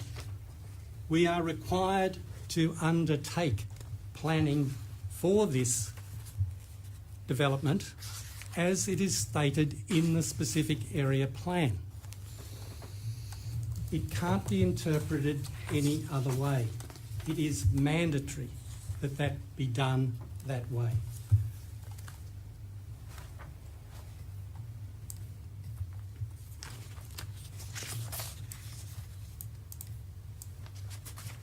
Excuse me a moment while I just gather a couple of thoughts.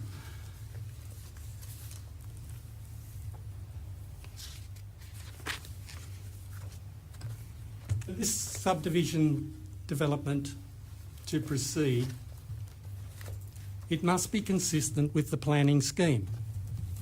Stormwater discharge from the area must be reused on the golf course. The fact that that golf course does not yet exist does not change the meaning of the SAP.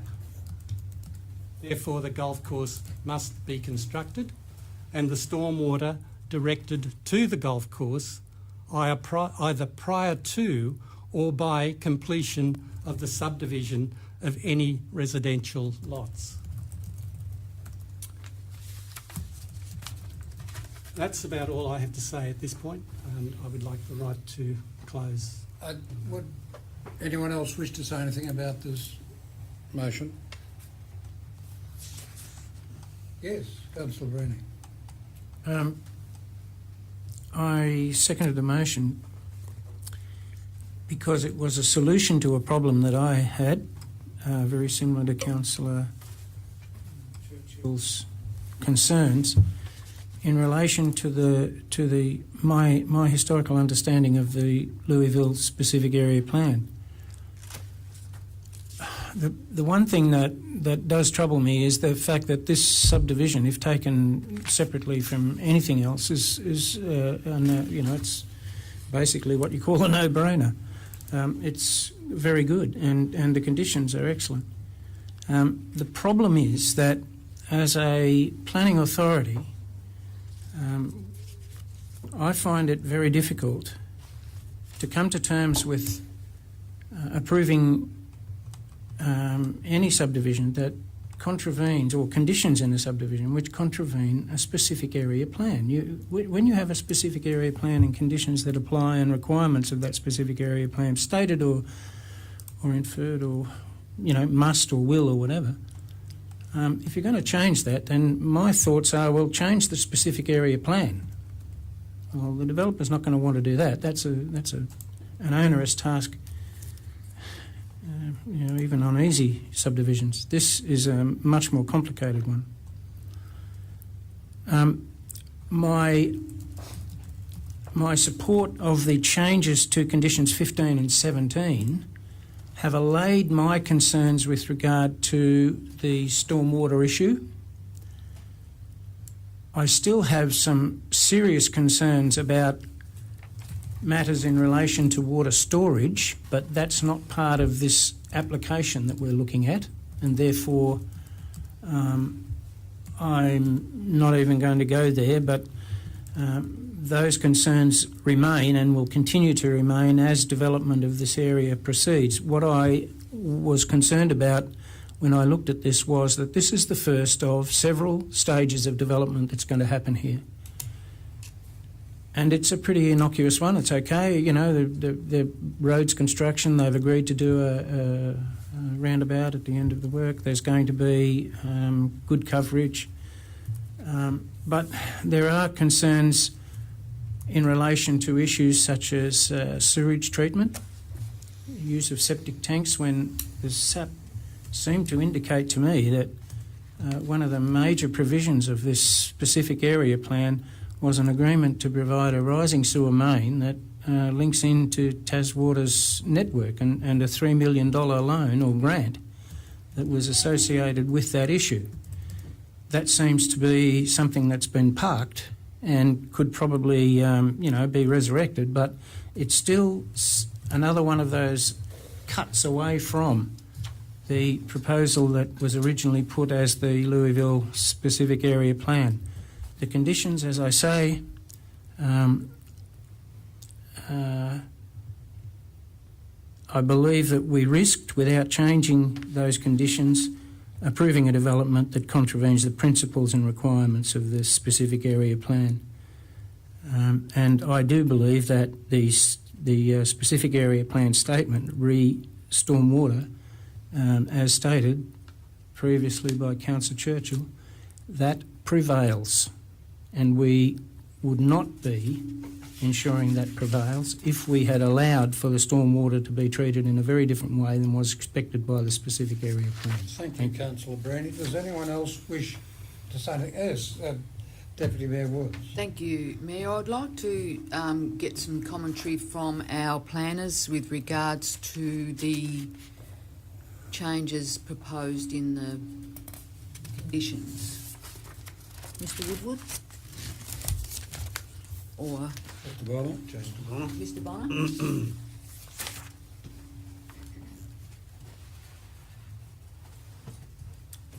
what respect comments are you?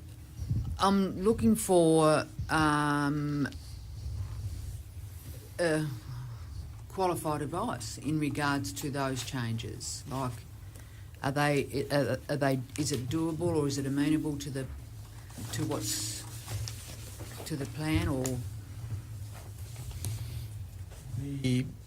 proposed change of the condition will require stormwater be discharged, be reused on a golf course that currently doesn't exist. So the intent of the condition that I wrote was that it would eventually, once the golf course was constructed, but since there isn't a golf course at the moment, then there is no ability to discharge stormwater from the residential subdivision to a golf course that it currently doesn't exist. Thank you, Mr. Bonner. Does that satisfy you? No. Would you please continue asking the question? If that be the case, then this development application, and please correct me if I'm wrong, this development application would not go ahead until the golf course is developed. Now, I'm going to rule against that question. The reason for it is it's asking Mr. Bonner to express a legal opinion about the actual specific area plan and what can be done in relation to that. And as we have dealt with a number of applications before this council that we have approved, and it requires a necessary application to the Tasmanian Planning Commission to change various area plans. So it's not correct to say it can't go ahead. It's a matter of legal conclusion, and I don't think it's appropriate to ask Mr. Bonner to respond to that. Okay. Does anyone else wish to say? Yes, Councillor Arnold. Yes, thank you. I'll ask. I'm a little bit confused about the changes to the recommendation, particularly when we're acting as a planning authority. And are councillors suggesting that the officers have not taken a proper account of the SAP and its connection to this DA? That's where I'm sort of at the moment.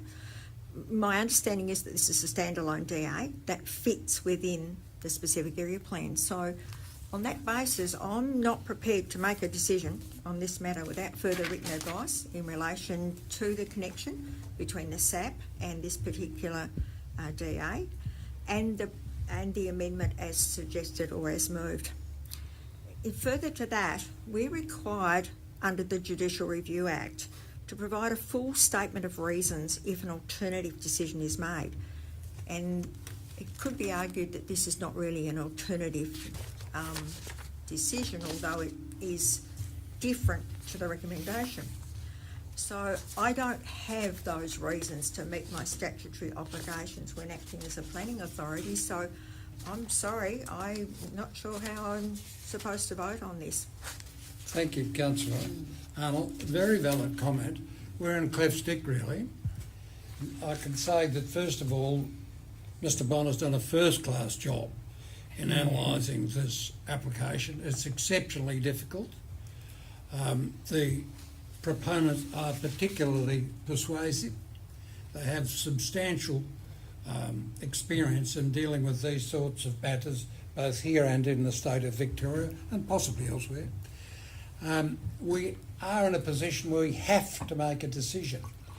Otherwise, we'll run foul within a few days of the Local Government Act and the requirements, and end up on the receiving end of being bashed up by the Resource Management Appeal Tribunal or the Supreme Court.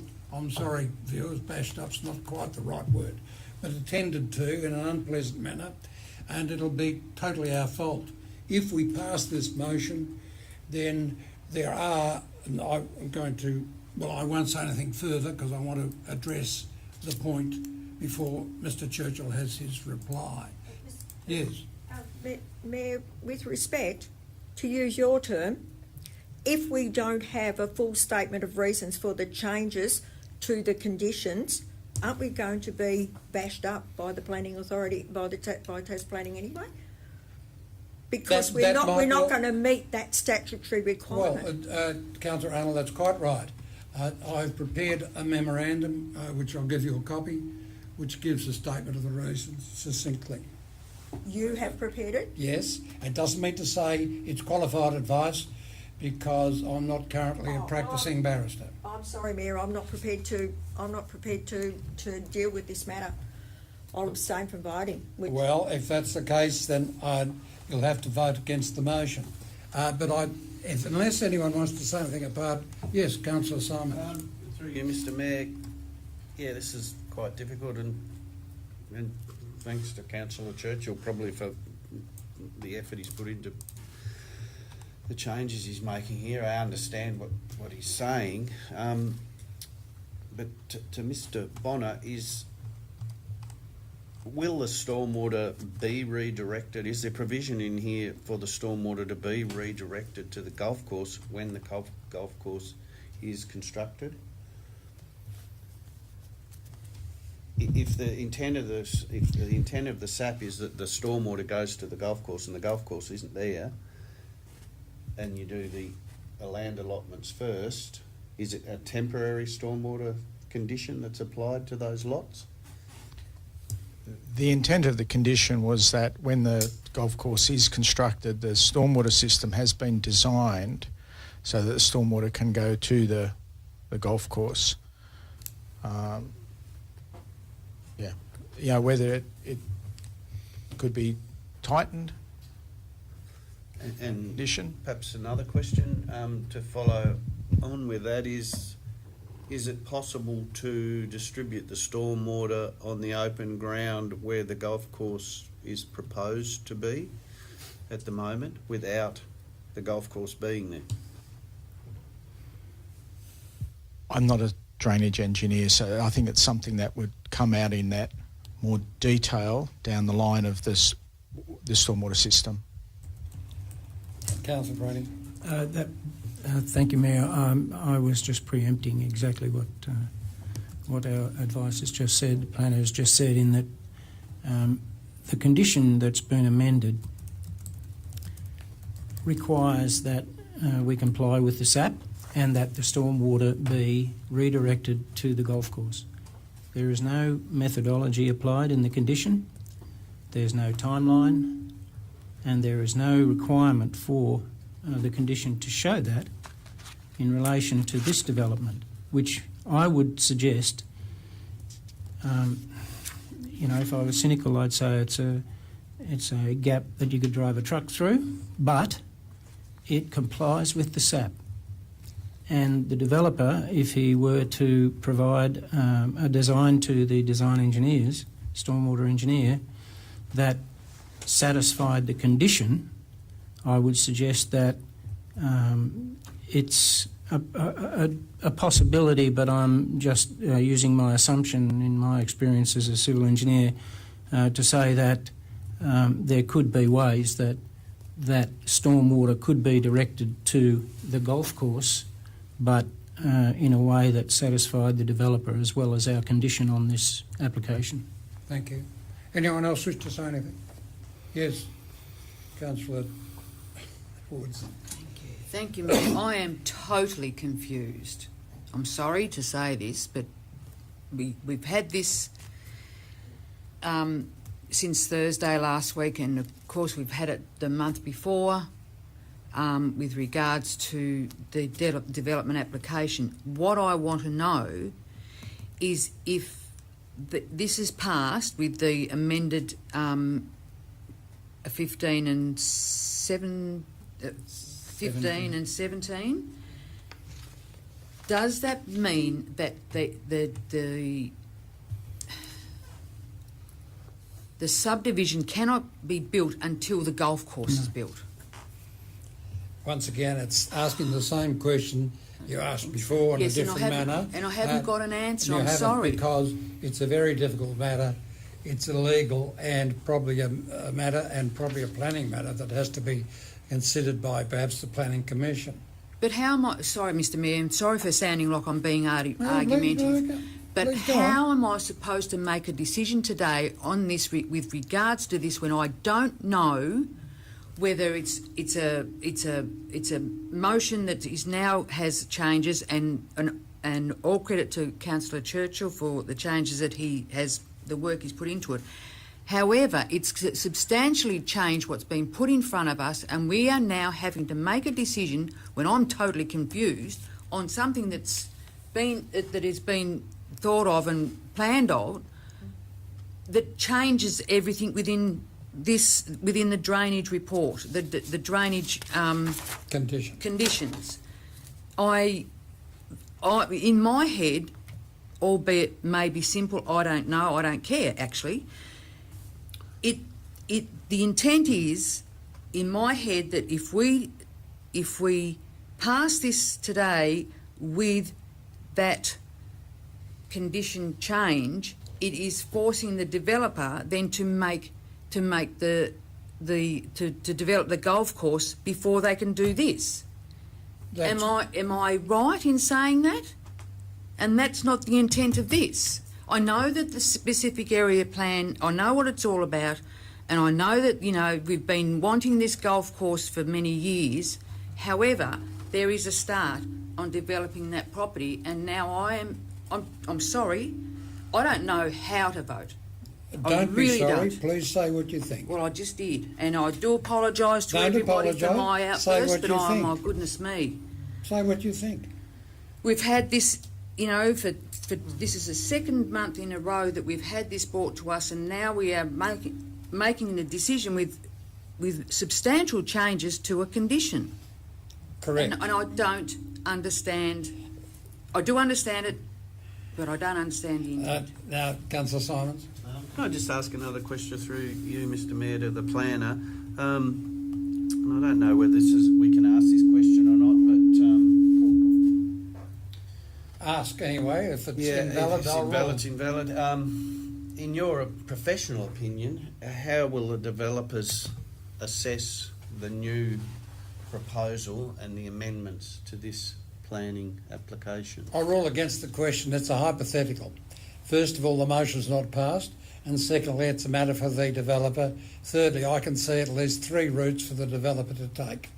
So I do think it's not quite appropriate to saddle Mr Bonner with a very excellent report that he's done, and having to come in 5 seconds' notice a solution to a very difficult matter. But thank you for the question. It's a very valid matter to consider. Now, unless there's anyone else. Yes, please. No, well, you've already said twice, I think. Yes, well, I'm going to be arguing. Well, keep going then. If I may, because councillors have gone backwards and forwards, and this is very important a matter. Councillor Simons asked a valid, in my opinion, a question that will help me make a decision. I'm not a planner. I'm acting as a planning authority, and I need to have qualified advice with regards to the changing in this condition to make a decision. So you've said. Yes, and Councillor Simons. I understand your view about it. Thank you. Sorry. Councillor Arnold, do you want to say something again? Yes, please. I'm in the same situation as the Deputy Mayor. I support this development application as it was presented by our officers, because as you have rightfully said, it's a very good report. It's now been, the recommendation or the motion has now been changed by council. When acting as the planning authority, you've made the statement that you have written a statement of reasons, but I don't know what those reasons are. I'll say in a minute, and I'll give you a copy if you'd like. It's not long. It's not a matter of that, Mayor. You don't have, as an elected member, I don't believe that you have the role or the responsibility to write a statement of reasons for a planning authority's decision, and certainly not for me as an elected member. Thank you very much. Now, I propose to say something, and I'll hand out a copy of what I propose to say, and a copy to our minute secretary. As to the solace conditions, they must match the specific area plan made under the 2015 scheme. The specific area plan has the status of a planning scheme. Its provisions must be complied with as a matter of law. Council does not have the right of its own motion to waive any of the mandatory provisions of the scheme.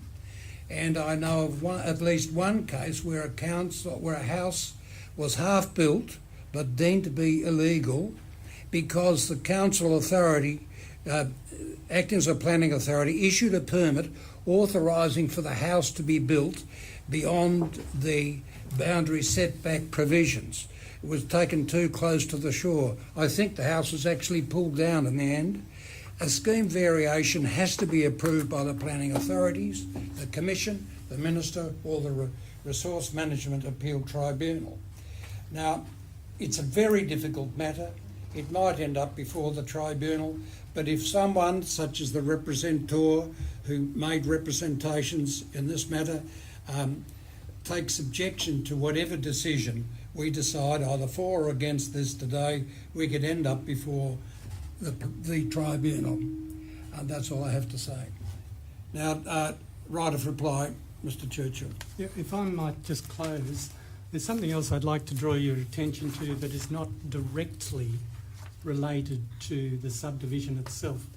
But if we were to approve the subdivision without the proposed change that I've put into that document, each time there is a DA comes to us for the construction of a house, the permit requirement for that is repeated in the SAP, word for word. It is exactly the same. And that comes under energy and water efficiency as part of the development standards for building and works. Okay, and it's word for word. Stormwater drainage from development must comply with all of the following: be reused on the golf course. I won't read it again. However, we must also look on the other side. Under P, performance criteria. If there was an alternative, it would be offered as an option. That's what performance criteria are about. We do not have any performance criteria for this particular provision. We have to consider it on the words that are put into the A, into the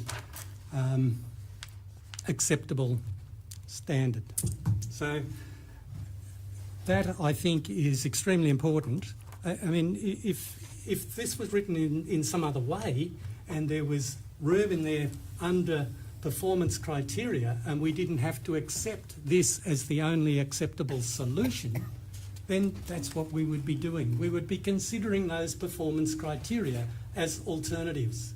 If we read this in any other way than how it is presented to us in the specific area plan, then we are making a big call in changing the wording of that here in this room, in my view. Thank you. I put the motion. All those in favour, please raise their right hand. Yes. I'll have to. Against? Sorry. No, Mr. Mayor, Go on. I'm going to have to vote for this because I support the development application. I just don't support the conditions that have been put in, and I'm in a really, really difficult situation here. A really difficult situation. I don't support the change the conditions at this last minute. Councillor Arnold, thank you. I just call for the vote. Those in favour, raise their right hand. Yes. Against? I'm abstaining, thank you. Well, It's a no. Passed with with an opposition by Councillor Jenny Woods. It's a very difficult matter, and we might end up with some sort of review or ruling. God forbid. Sorry. Now, Just before we move yes, please. I have a very tenuous phone connection here and I've just gone over my time limit. So I would like to ask for an exemption for the rest of the meeting, either through you or the General Manager. Granted, Councillor Robinson, and thank you for your attendance. Thank you. Bye. Thanks, Grant. Now, the next item is 4.2, is it not? I'm not going to find the page number. 2. Thank you. Can I have a motion?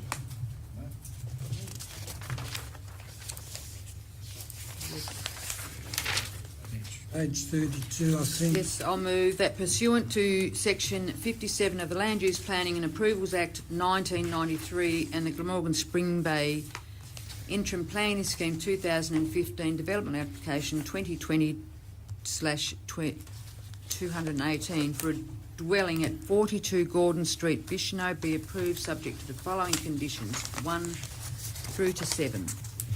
Point of order, Seconder? Point of order, Mr Mayor. Oh, yeah. It's application 2020/288. Sorry. Do I have a seconder? Thank you, Councillor Browning. Is there any discussion on this matter? Sorry, I should let the motion mover speak, please. Thank you, Mayor. I've just got a couple of questions with regards to this one. Again, we're being asked to approve something that's sort of not complying, so to speak, with setbacks and so on. There's on page, sorry, yep, yeah, no, on page 48 in the just above representation 4, it says single story would be more suitable from the representation. The number of stories is not in itself a consideration, though it is noted that the building protrudes from the building envelope. Can the planner please explain this in the sense that it's, yeah, but I'm asking the planner to, if that's okay. Thank you.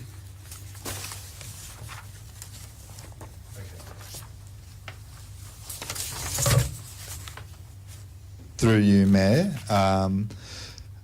As you may recall, a development, in order to comply, may either comply with the acceptable solution of an applicable standard, or it needs to comply with the performance criteria of that same applicable standard. So the standard in this instance is 10.4.2 relating to setbacks and building envelope. The acceptable solution is that a building be within the building envelope. The performance criteria for that same standard are that if it's not within the building envelope, it meets certain criteria. I can't recall them off the top of my head, but generally it moves into the realm of a more subjective analysis of the proposal in relation to its surroundings, as opposed to what you would call the instant tick of there is an envelope, it's within it, we get no look at it, it simply complies. So in this instance, it protrudes from the building envelope, and I do have an image of the degree of the protrusion on page 39, where I've drawn the building envelope as defined within the planning scheme, and then I've shaded the section of the roof which protrudes from the building envelope. So if you were to be within that envelope, as I've drawn it, it's an instant tick. We must consider that protrusion in the subjective sense as to whether it's appropriate with regard to the surrounding pattern of development and the criteria as I've listed them. Thank you. Any other? Yes, Councillor Simon. Through you, Mr Mayor, to the planner, I suppose there's been a lot of representations against this application, and I suppose I just want some comfort in that we are following the letter of the law within the planning scheme. What we're approving is sound, correct, and follows all the rules. Because I know the property and where it is, and I can kind of see all the properties are of a similar size up there, and now that one's been split onto a 400 metre lot.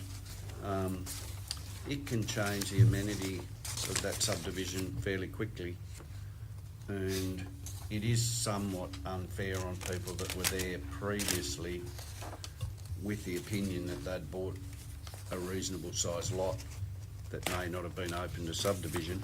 But regardless of that, the planning scheme and your advice is that that is the case. So I guess I just want to confirm that with you, that you're comfortable with the decision here.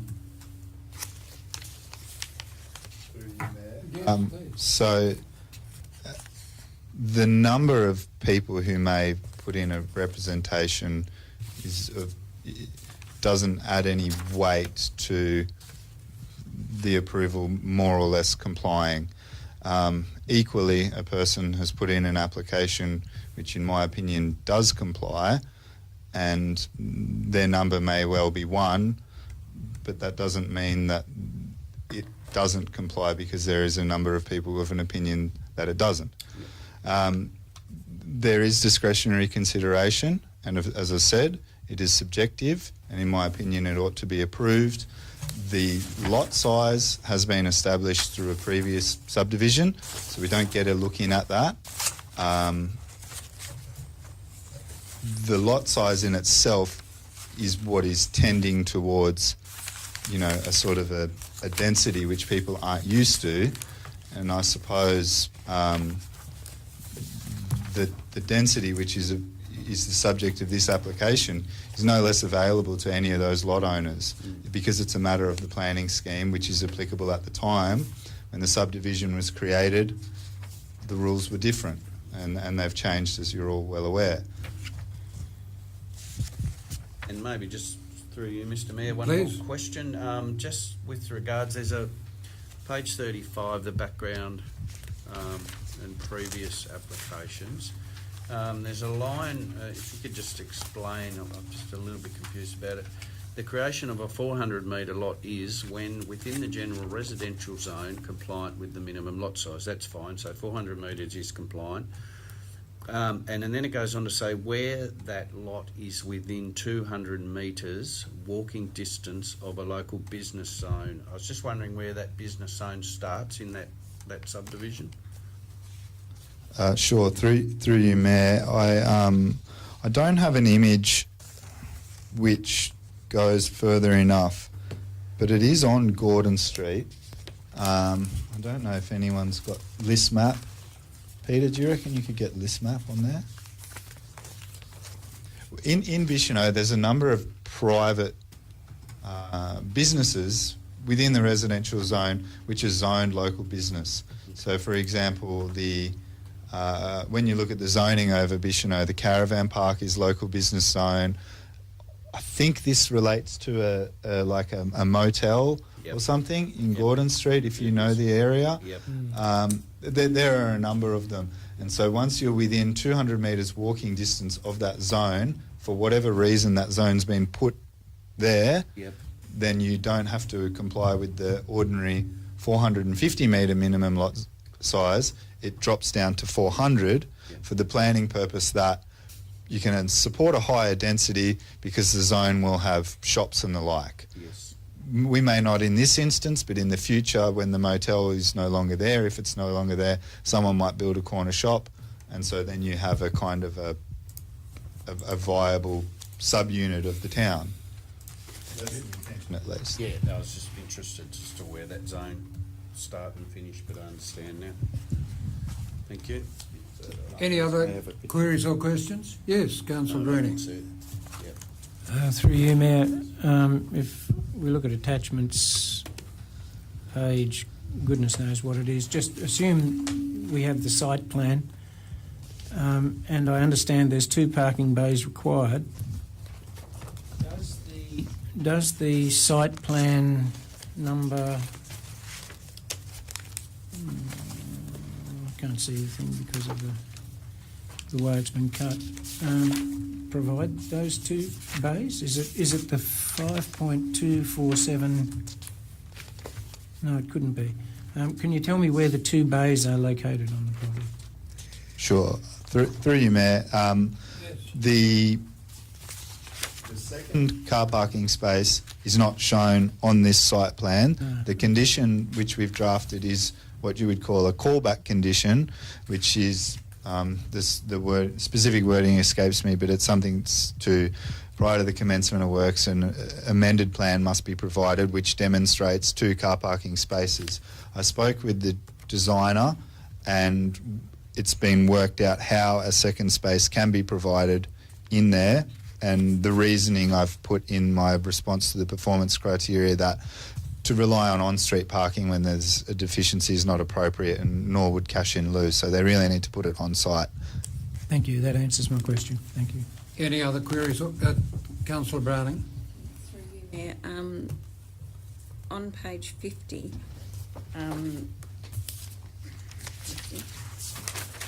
it's got about overshadowing onto the neighbour's property, which is onto vacant land. But what happens if that people decide to subdivide and put a 400 metre, another dwelling? It's too bad? Is that... Through you, Mayor, I looked at page 50, and on my report, page It might be 50 of the attachments, I think. Of the drawings. Yeah. Yes, it is. Yep. Sorry. Plan? No. It's this one. One I don't have. Use this one. Excuse me. So which is the vacant property, if you don't mind my asking? The one with the veggie patch. Oh, the one to the south. Yep. Sure.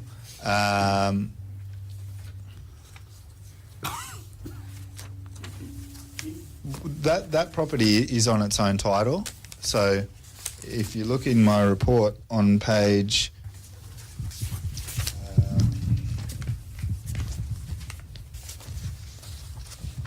image 11, which is on page 41 of the report.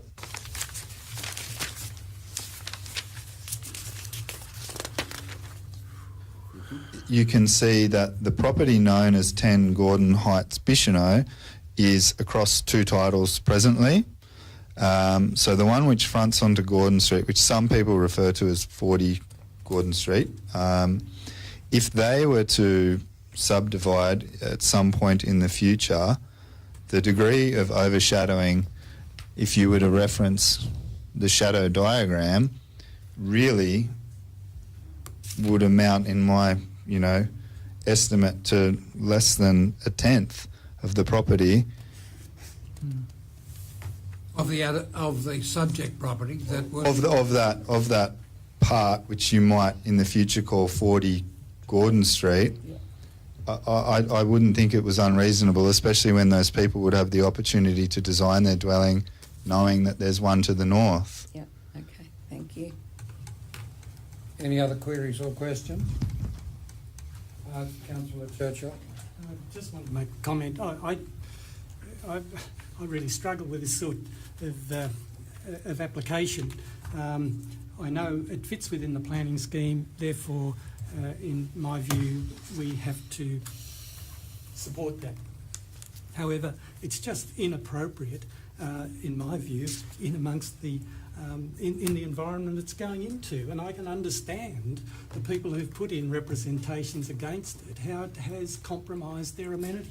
But the planning scheme doesn't allow us to allow for that in any real sense. And I just would like the people who've gone to all that trouble of putting in these representations to at least know that we're looking at them, we're considering them, because they must get frustrated at times sitting out there thinking, what the hell do we bother for? I just wanted to make that point. Thank you. Thank you very much. Well, no more queries and questions. I put the motion. All those in favour? Against? Carried unanimously by those who are still here. That excludes Councillor Robinson because he's no longer with us by electronic communication. Now, thank you very much, Mr. Carney.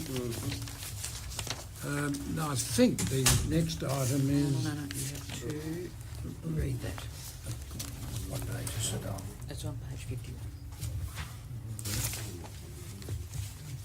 No more planning Move out of things. planning.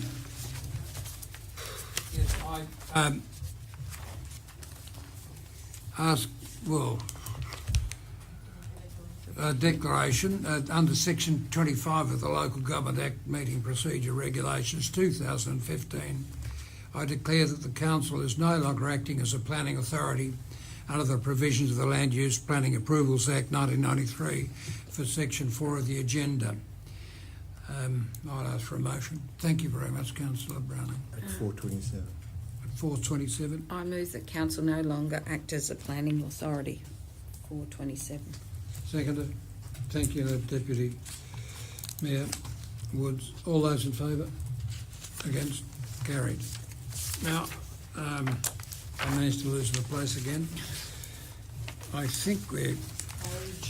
Back to 78, number 9. page 78, notice of motion. 78, isn't it? Well, there are no notices of motion. There are no petitions. There are no questions without notice from councillors. And I seek a motion that the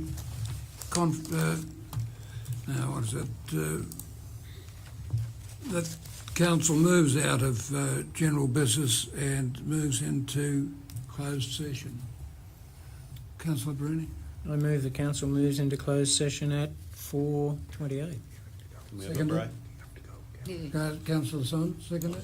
Say, can we do a break before? Oh, yes, of course. But would you, Yeah, I'm happy to second thank- that. all those in favour? Carried unanimously. Let's have a break. And So thank you adjourn. for... Need to adjourn. Oh, that's right, we need to Microphone's adjourn. Off? Yeah, okay. Thank you for all...